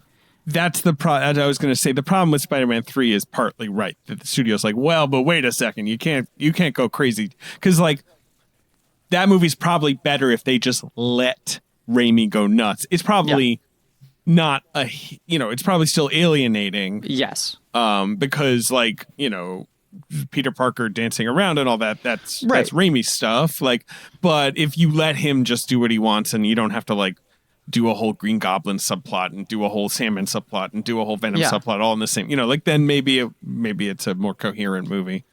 And yes, I don't think, look, as much as people might be like, well, come on, Wonder Woman didn't even gross as much as Aquaman. There's just a cultural phenomenon thing with it that's beyond any other of these DC movies. Totally. The Snyder thing being its own separate kind of more insane thing. But like the fact that it was the first Wonder Woman movie, the fact that it was just kind of well liked by everyone, that she just kind of nailed it. Yeah. And that it played not like a superhero movie, that it like held well at the box office, had good word of mouth, kind of became a growing phenomenon. Like you get to do whatever you want, and that's what this is. She got to do whatever she wanted. Blank check status. And if we go back around to this whole conversation we have at the beginning of like, why are we covering these DC movies? Should they still be a thing?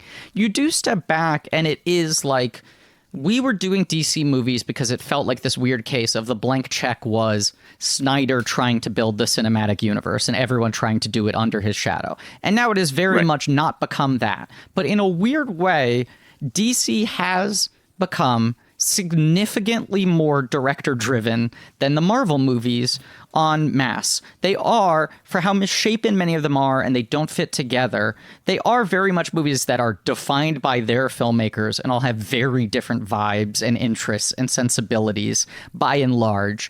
And I also think it's that thing that I kind of want out of comic book movies, which is just like, you go to a comic book store, you can have 3 different books with the same character that all have wildly different art styles and different sensibilities. And the DC movies, for good or ill, because they don't have that quality control, have that thing. And this is an ultimate blank check movie because it is that weird case, like sort of, I mean, Coogler with Black Panther is another example where you're like, everything that works about this movie, you kind of have to give credit to this one person. This isn't machinery working. This movie should not have been this successful on paper.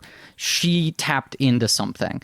And then she was uninterested in trying to give people just the same thing as a second course, you know, which is always going to sort of piss people off, I think, to a degree.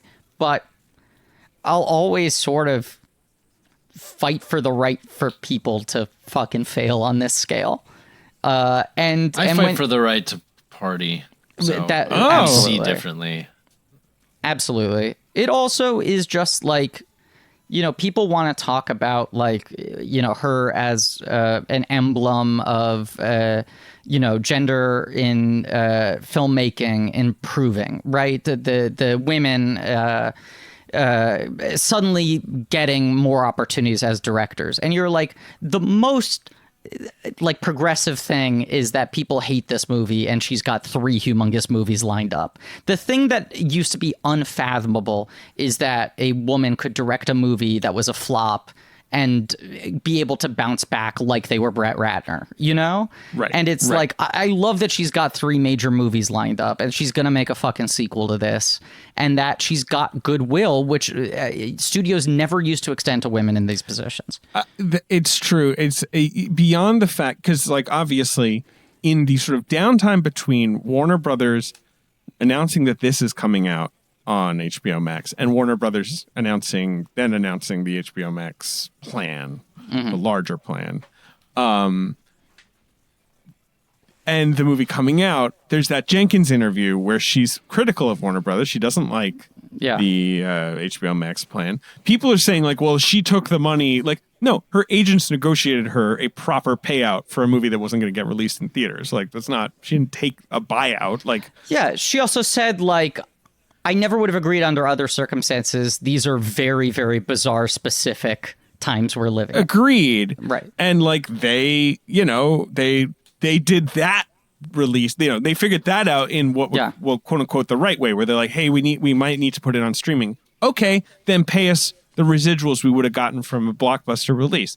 Yeah, okay, sure, you'll get this, like yada yada yada. Whereas with the other movies, they were just kind of like, we're going to do it. Yay! Everyone's excited. Like, without announcing it to anybody.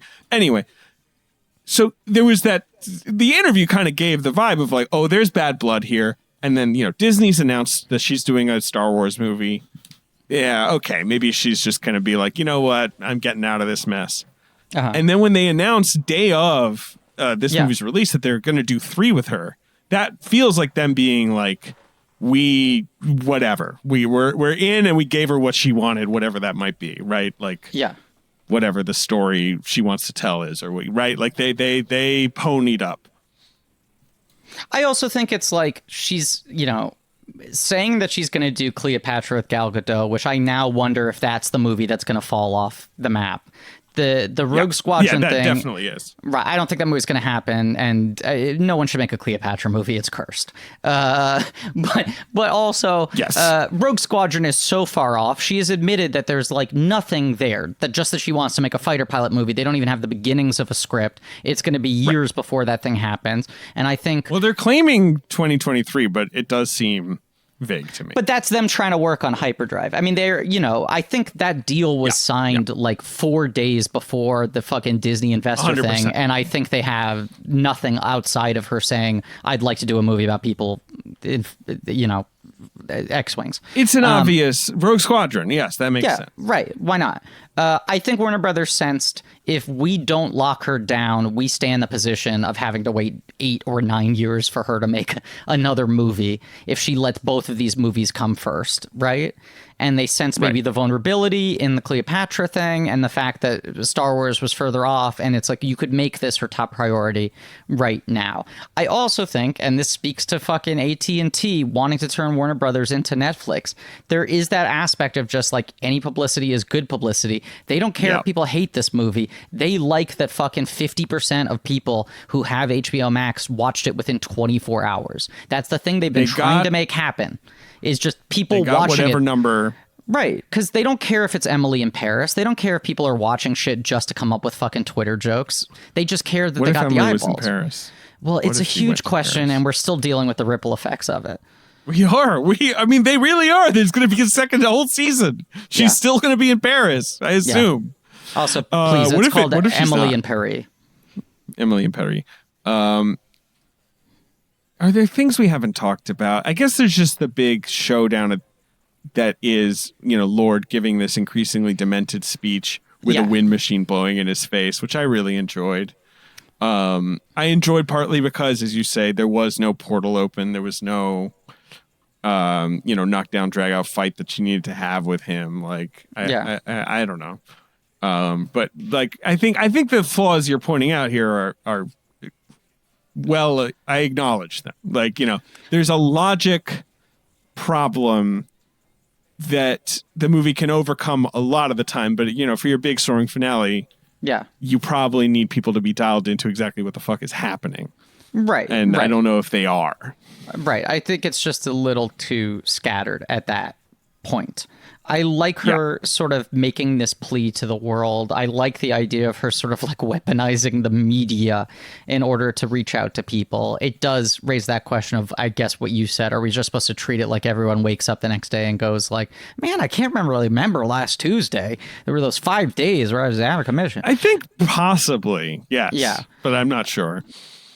They keep it vague.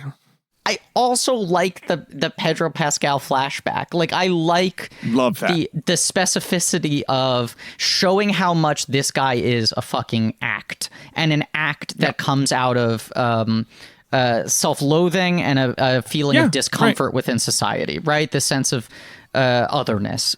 Like him arranging the candy and the weird sign on the door when he's got the little office. Like, that shit I find very emotionally impactful. It is weird that that's the character you end up feeling most for the entire movie. And it gets to this problem for me. Like, so I'm sitting there, I'm really trying to like it. I'm finding the things I like. I'm going like, maybe this execution isn't there, but I get what she's trying to do and I'm with it. And for me, it's like when you get to the scene where Steve is saying to her, like, you're losing your powers, people are killing each other, and it's just because I'm here, you need to renounce your wish.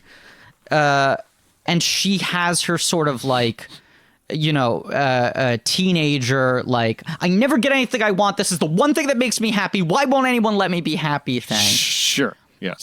It is a tough scene to swallow.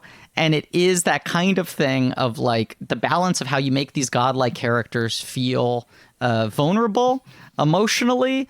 But at that point, you're sort of like, this is sort of like a radical entitlement thing, where then when you mirror that with at the end her saying like, I get it, but I'm sorry, none of us can have good things. I gave up my good thing, even though I had my good thing for longer than all of you have had your good things. Everyone give up their good things right now. There's this element of the movie that feels like it's tapping into the same exact things that are frustrating about Gal Gadot doing the Imagine video. Oh, that video was great. No problems. Definitely wasn't so incredibly horrifyingly boring and cringeworthy and tone that deaf. I had to turn it off seconds and in. in tune too. Everybody was hitting the notes. Yeah. I mean, look, no, we can. No, I'm sorry. We're 2 hours tonight. We can't get into the Imagine video. There's too much insanity. We just can't do it. Yes. I mean, you agree. It's too much. But I think, look, but anyway, that comparison genuinely came to me in that moment. The thing of just like, everyone needs to be happy and make these sacrifices, I say, as I film this video from my poolside, whatever, right? Nice house, yes. Right, there's that kind of energy, which is the thing that's been driving people understandably irate throughout the pandemic. And I also think that's another reason why this movie has so much anger against it, is like, Gal Gadot didn't really do a movie in between Wonder Woman and Wonder Woman 2. She became such a big cultural figure after that. And I feel like there's now a sort of reckoning with the things that annoy people about her. That's possible. There is a weird, I won't say weird. There is a venom to how people talk. The movie she did, by the way, that you're forgetting is Justice League. But apart from that, she didn't really do a movie. Yeah. Right. And of course, but Griffin, soon there will be a death on the Nile. It'll happen one day. There'll be a death on the Nile. And we cannot forget that she was Shank in Ralph Breaks the Internet. But she's as good. a live action actor... Okay, she's Shank. Shank rules. We have no choice but to stand. But Justice League is the only movie she had released with her face in it in between these two films. And people write Justice League off and they just go like, well, that's not her problem. Yeah, she's actually one of the better things about it. But people definitely have a lot of problems with her, and that's fine. And there's a lot of good reasons. And some, that maybe are less fair. I have no idea. I like her. I like her as Wonder Woman, though. Like, I love her as I love her in the Fast and Furious movies. She's great in those. And that was when she popped, where you're like, oh, this is someone who is overqualified for this role. Like, this person seemed, even though I've never heard of her and I don't know who she is, like, this person just kind of has a lot more presence than you might expect from this kind of this character who's like, oh, she's like the hot lady who runs the races, and that's part of the magic of Fast and Furious in general, is that it gives, these characters more to do and more depth and more, they're high quality blockbusters that I love. But apart from that, like I like her as Wonder Woman. I don't want to get a cup of coffee with her. I mean, I think she's certainly got her issues as a human being, she's got her limitations. But guess what? Fucking everyone has their issues. Everyone's complicated. Yeah, exactly. The world is terrible. All people are awful. Also, this I think humanity is a failed podcast. experiment. I can't weigh in on actors as people because it's as we know. It's like you're just gonna be disappointed. Most likely, I agree. They're gonna let you down. Most likely. I tend to holster my nihilism to some degree on this podcast. And as you know all too well, when we're not recording, I completely stress you out with how negative I am about everything at all times, especially in regards to my faith in humanity at large. But it is a thing that I think when like celebrity backlash shit happens and I don't get it, save for things like Kevin Spacey or whatever, right? Where it's like, that was a little more than a backlash. Dare I say it? Maybe let's cancel that man. Let me be frank. The guy's a fucking psychopath. But I come from a baseline of just thinking that everyone's a bad person.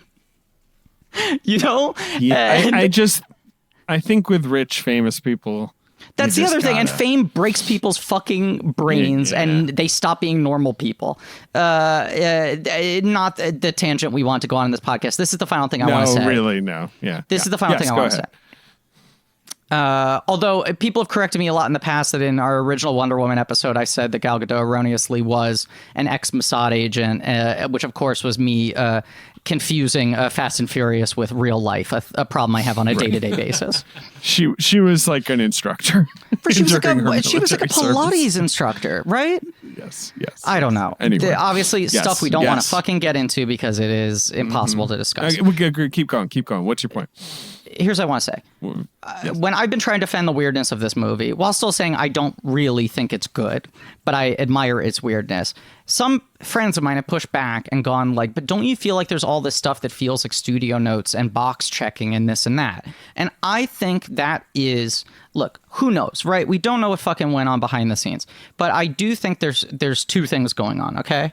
One of them is, I think Patty Jenkins is innately a populist. I think she wants to make big, colorful movies. I think she is someone who understands the value of making something that is done in broad strokes with bright colors that hits very elemental themes in an unsubtle way. It's a thing when her favorite director is Pedro Almodovar. Like, she likes color, she likes boldness, vibrancy, like that's absolutely what she likes. And she's talked about that, like, Superman the movie is the movie that made her want to be a director. Yes. That was her Star Wars when she was a kid. That's like the primal text for her. I think about like my insane experience working on the Mulaney pilot for NBC, and when NBC passed on it and people said to him, why aren't you just doing this at Hulu? Why aren't you doing this at Comedy Central? Any of those places would give you the money, a smaller budget to do this. And he said, like, part of the idea for me is being able to do this on network television. Like, part of the challenge for him was, can you do Seinfeld? Can you do it with content restrictions and the ability to, sell car ads and all that sort of shit? And I think Patty Jenkins has that thing innately in her, that she wants the challenge of making this type of movie writ large. And I think if a lot of the things that people think are weird in this movie are sort of checkboxy, were studio notes, they would be executed in a way that was far less bizarre. Right? Like, if it was a studio note that you have to bring Chris Pine back to life, it would not have been done as a body swap thing. No. Right. There's no way that was a studio note. This feels like a movie where she very much got to do what she wanted to do. I don't know this for sure, but like, the studio might have been like, are you sure? Because like, Pine probably didn't have a sequel clause. No. It might have been like, fuck, we're going to have to pay him. You want Pine back? I think this was a movie where they kind of couldn't push back on her. And you also imagine that, like, if they were trying to mitigate risk on this movie and it was on the shelf for a year before it came out, they would have made her cut half an hour out of this movie. Like, if they had any control over her, they wouldn't have let it be 2.5 hours long and this bizarre. The final thing I want to say, and I teased to you that I was going to make this a longer spiel, but I just want to throw it out as a threat. I think there's an interesting through line when you look at the DC movies, excluding the Nolan Batman films, but including Green Lantern.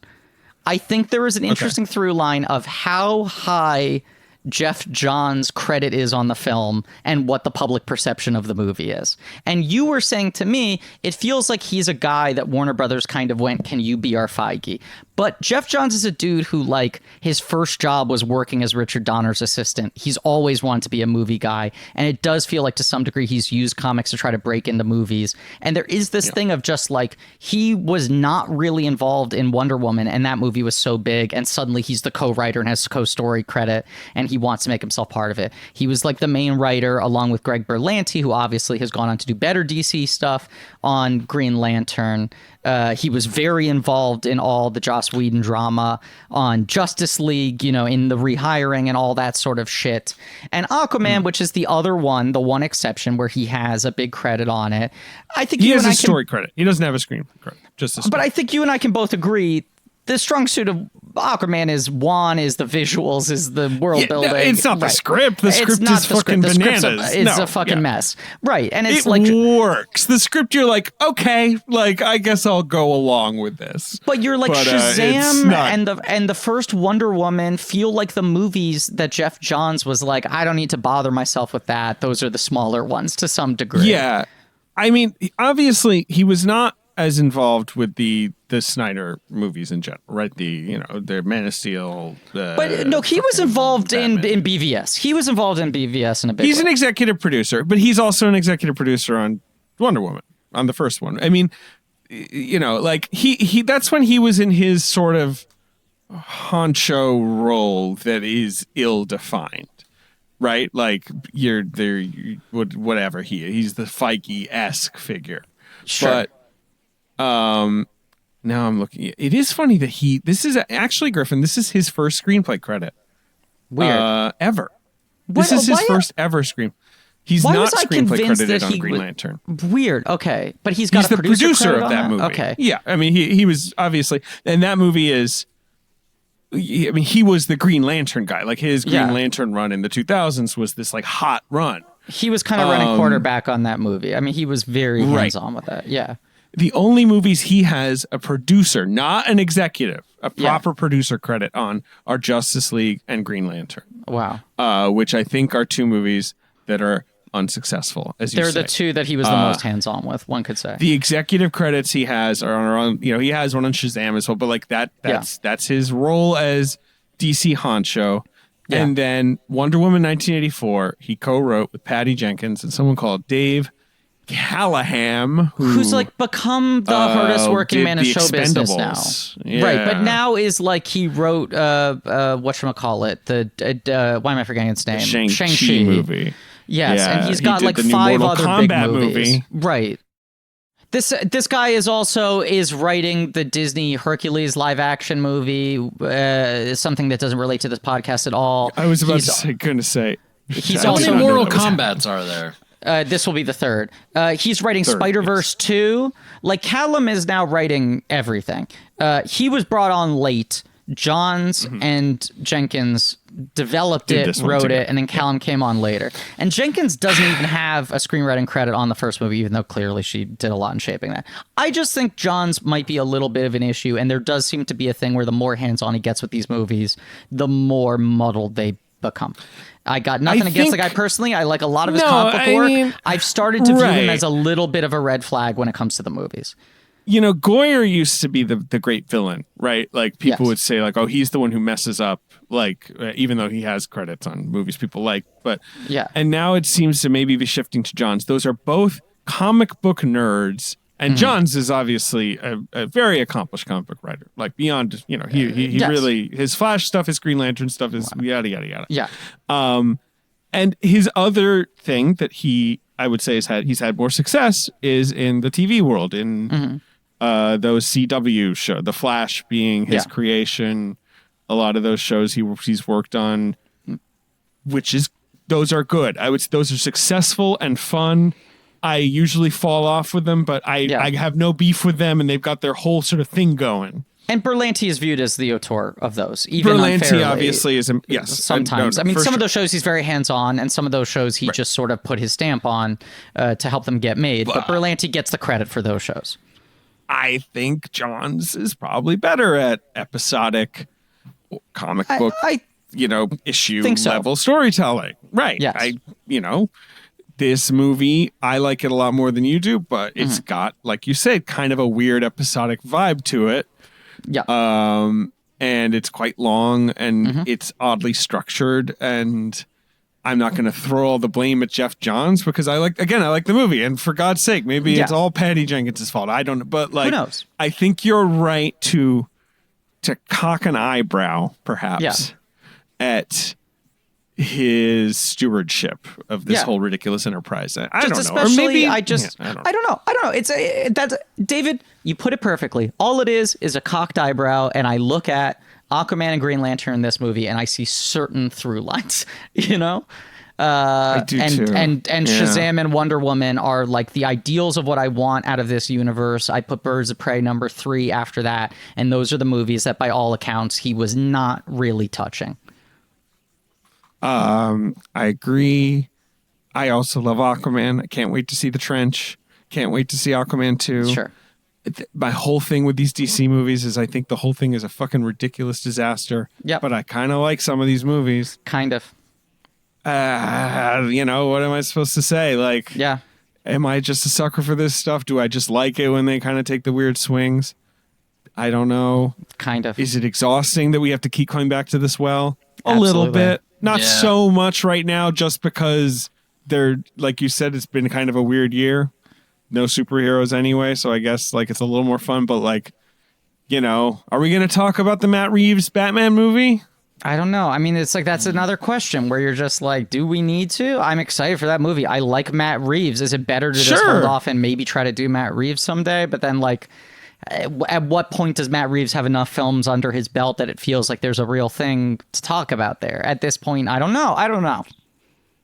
Yeah, I mean, what else is coming? The Gun movie, obviously. The Flash movie with the Machete is doing. That is happening, I believe. Yes. We don't want to do that one. It's got like Michael Keaton in it and Affleck. That's crazy. And here's the other cynical thing. People like to hear us talk about these movies because they're new big release movies and people want to hear takes, and the episodes always do well for us. But there's some degree of like, we feel somewhat captive to covering these movies. Sometimes we don't feel like it. And then sometimes we fuck up and we skip Shazam and it's the best. Right. So that's you know, that should be the lesson learned for us. The lesson is we can't skip Cyborg when it comes out eventually. And let me look this up. 20 years or whatever. Cyborg is, well, what are you talking about, Ben? Cyborg is dated for 2018. It came out 2 years ago, I guess. It was dated for, I believe it was once officially given the release date of April 3rd, 2020, which, as far as I know, it didn't come out then. I mean, I'd have to check. It was kind of a hectic time. I want to say there was even an earlier release date because there was a point where they were championing that they were going to come out before Black Panther. There might have been. And I just am now imagining a scenario where Warner Brothers is like, we released Cyborg 2020. You know, the pandemic, it was a hectic time. And it came out, April. Yeah, it came out April 2020. It was good. It was good. You might have seen it. It was good. He was announced April 2014, and on 2014 they announced April 2020 as the release date. So you're right. They gave themselves 6 years, and instead Ray Fisher has been starring in a lawsuit against Warner Brothers. I was about to say, that didn't really work out. No. I feel like there's some tension in that relationship, Yeah. in which he tweets constantly, like, awaiting further results from investigators. Like, you know. It's also wild. Like, we saw that movie, and my takeaway was, like, he's probably the best performance in it. You were and then like, his you takeaway liked is, him. like, they threw out every scene I shot. Right. Yeah, I think he's good. It's a shame. I want to see him do more shit. I found him really engaging in that movie. He's like the one performance that kind of worked for me. He's something new, you know. I like Momoa, but yeah, he's something new. Yeah. Do you want to do the box office game? We gotta. It's the biggest hit of 2020. There is one. So this movie opened on Christmas Day to $16.7 million. I guess people are going to theaters. It's also a COVID little bit higher than ever. Right, I was going to say, all-time COVID, it is, middle of winter on a way. holiday, and the movie is available to watch at home, and yet it had a bigger opening weekend than Tenet. It shows that there perhaps is some future to Day and Date. It's encouraging and depressing in that Absolutely. pent-up way of people just being like, I want to do something. And Yes. obviously the argument is like, when it's safe, lots of people are going to want to do something. Yes. People aren't going to be like, you know what I love? What experience I've really settled into? Being on my couch. Why would I Yeah. leave? Like, Yeah. So it opened number one. There it is. There was and I remember Variety breaking down, like, there were a lot of private rentals, like a huge amount, The vast which has majority. become obviously Yeah. a bit of a model for Not the theaters trying majority, to but stay alive. a very large No, but a slice. lot, Yes. a good chunk. Yeah. Number two at the box office is another Especially new because movie. you have, like, it's only 40% of theaters that are actually open right now. Something like that. Yeah. And obviously a lot of major markets are not. Yeah, okay. But yeah, no, number two, opening to $2.2 million, Griffin. It's a new movie. It's a movie I liked. I bet you haven't seen it yet, but I think you will like it. Is it News of the I World? imagine you'll be watching it. It's News of the World from Paul I'm very Greengrass. excited to watch it. Yes, I'm ready to you be know, in the warm hands of Hanks. Yeah, not a masterpiece, but just a good, solid. Tom Hanks is, trying to keep the world from crumbling, just through decency movie, right? David, frankly, that's all I need right now. Exactly. Especially I think with it's a pretty beard. good. And it's an interesting departure for Greengrass, which I appreciated. Yeah, I away like that from the too. shaky. And it's a reunion. I mean, Greengrass got one of Hanks's greatest performances in Captain Phillips, and this is a good movie. It's good. You'll like it. It's out. I'm excited to watch it. Number 3 is a family film. It has almost made $100 million at the box office. Worldwide. Worldwide. Oh, it's The Croods: A New Beginning. It's a new age, okay? It's I not keep just on a getting beginning. titles wrong. Yeah. Croods: A New Age. Oh, wait, I'm sorry. You got that incredibly vague ass basic title wrong. Who cares? Everyone got that title wrong. I know, but there's also like a COVID brain fog thing where I feel like I fucked up Bill and Ted in the game recently. The Tenet episode coming out next week, and there was some other movie that I totally misremembered the title of. I'm trying to remember. Yeah. Anyway. Number 4 is a movie that you, Ben, and I have, semi-seriously discussed just renting a theater to go see. Monster Hunter. We want to go hunting. It's hunting season. It looks like fucking badass. Yeah, it does. Like the best movie ever made.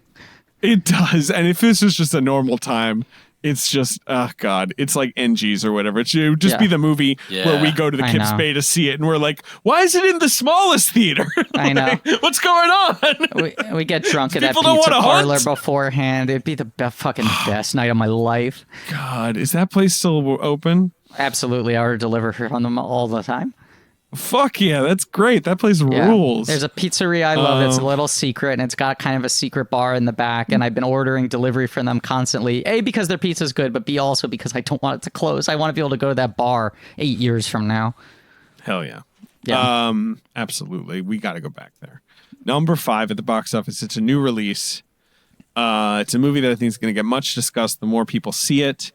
But right now, it's really just in theaters. I think it's going to be on VOD very soon. It made $700,000. What's the movie? It's not a Netflix movie, right? It's a studio movie that's just only It's a specialty. Focus, I believe. It's a Focus. Oh, it's Promising Yes. Young Woman. Promising Young Woman. Yes. Carey Mulligan. Yes. Which is a movie that I like a lot of things about. I had some problems with it, especially the ending, but I also saw it at Sundance in January, and I was talking about it with Fran, who just saw it the other, and she's like, in this, and I'm like, oh right, I want to see it again. It's been a year, but I feel it's interesting. It's worth seeing. I assume you will watch it, Griffin. I will watch it. Yes, absolutely. The next 3 months are going to be me just watching everything for the Blanky Awards that I haven't watched for the last 9 months when I've only been watching The Simpsons and Mary Tyler Moore. Right. You've also got Fatale. Which one is that? Oh, that's Deon Hilary Taylor. Swank? Yeah, Deon Taylor's kind of secretly an interesting filmmaker. I need to dig into him a little deeper. But there's something going on with that guy. People say that movie is crazy, which is not necessarily a bad thing. But he made Black and Blue, which with time I actually like even more. He made The Intruder, which is kind of a mess. The Intruder. Right, is The Intruder the Quaid Dennis one? Quaid, Is that Quaid? Yeah, right. But it's like a he's Gonzo churning mess. them out. He works really fast. Meet the Blacks with Mike Epps. He made, which is the Purge parody. Right, he made something called Supremacy with, I don't know, Danny Glover. I don't know. There's something with that guy. I don't know what it is yet, but I'm compelled. I'm building an auteur narrative around him slowly but surely. I'm gonna watch Fatale. That's cool. You've also got Pinocchio. That's the new Matteo Garrone Pinocchio. That's Doc. You couldn't keep Benigni away. Benigni just keeps on needing to be part of Pinocchio movies. Absolutely. God, we should do Benigni. You've got Elf. You've got Christmas Vacation. You've got The War with Grandpa. Still holding on, Griffin. What's it up to, like 25? 18. Okay. 18. In 4 months, 3 months, sorry. And in 11, I just want to shout it out, The Polar Express. Oh boy. In its 842nd week. It is funny to see those like top 10. Polar Express number 8 made like $300,000, and then you look at box office total 180. Like, right. They're numbers that don't make sense because they're logging them as if it's one continuous release. It's so weird. Yeah. What a weird time. Yeah. May it end. Hey, David, I don't know if you've heard anyone say this before, but my saying about 2020 is rest in pieces. What? You want that thing in pieces? Yeah. This year sucked duck piss. I wish 2021 is better. Oh, yes. No. Ben's eyes are bleeding. Oh, fuck. Ben's the stone. That's our new plot Why development. were you touching Pedro Pascal? 2021, we've him. decided we needed to shake up the podcast, so Ben's become the stone now. That's the new bit. Folks, speaking of 2021 and slight changes, want to say our artwork has changed a little bit on the podcast, and we want to thank our buddy Joe Bowen for doing that. And we got some other new artwork changes coming soon to Patreon, and also perhaps some new merch designs. But Joe has been such a great friend and collaborator of the show. And we should just say also, because we didn't really talk about this publicly when it was happening, but we have gone independent with our show, hence the artwork changed for a number of reasons. We decided we wanted to take on doing the show ourselves. So we also want to thank Audio Boom, who kept us alive for years. Yeah. Took a chance on us, honestly. Absolutely. And it's still continuing to sell ads for us. Still doing work for them. But yes, Blank Check is now a Blank Check production. And speaking of 2021 glow up, Leigh Montgomery, another dear friend and close ally of the show, has done a new recording of the theme song. People don't know. I like texted him to write a theme song on like the Tuesday before the Saturday our episode was going to come out. Wait, you're saying you left something to the last minute? A communication? I don't want to talk about it. Okay. I don't want to talk about it. But that wonderful theme song was done very quickly and scrappily on GarageBand. He's actually gone to a studio with his band, The Great American Novel, and re-recorded the theme song for them. And we love it, and we love him for it. And people should check out The Great American Novel in general. Go to his Bandcamp, buy his music. It rules. So if you like the Blank Check theme song, then you should listen to his other stuff. Yeah, check it out. It's both are listed in the description. Yes, absolutely. Spotify and Bandcamp. But folks, thank you for listening, and please remember to rate, review, and subscribe. Go to blankies.reddit.com for some real nerdy shit, and go to our Shopify page where the Talk and the Walk Gossip Man shirt is available, along with, coming imminently, a restock of the Comedy Points and pins. We got pins coming soon, and some more stuff to come in the future. Tune in next week for Tenet. We're finally ready to perform a temporal pincer movement. We were going to do Tenet first, but then we decided to invert the release schedule. Yeah, we inverted. We rolled it, one might say. So Tenet next week. Then we're doing the final 3 Zemeckis's. That closes out January. And first episode February, a sparkling new miniseries. No palate cleansers in between because we're doing these 2 little new releases here. Yeah, they had a palate cleanser. Yeah. Just early cleansers. Yeah. An early cleanse. And as always, magical wishing stone innocent.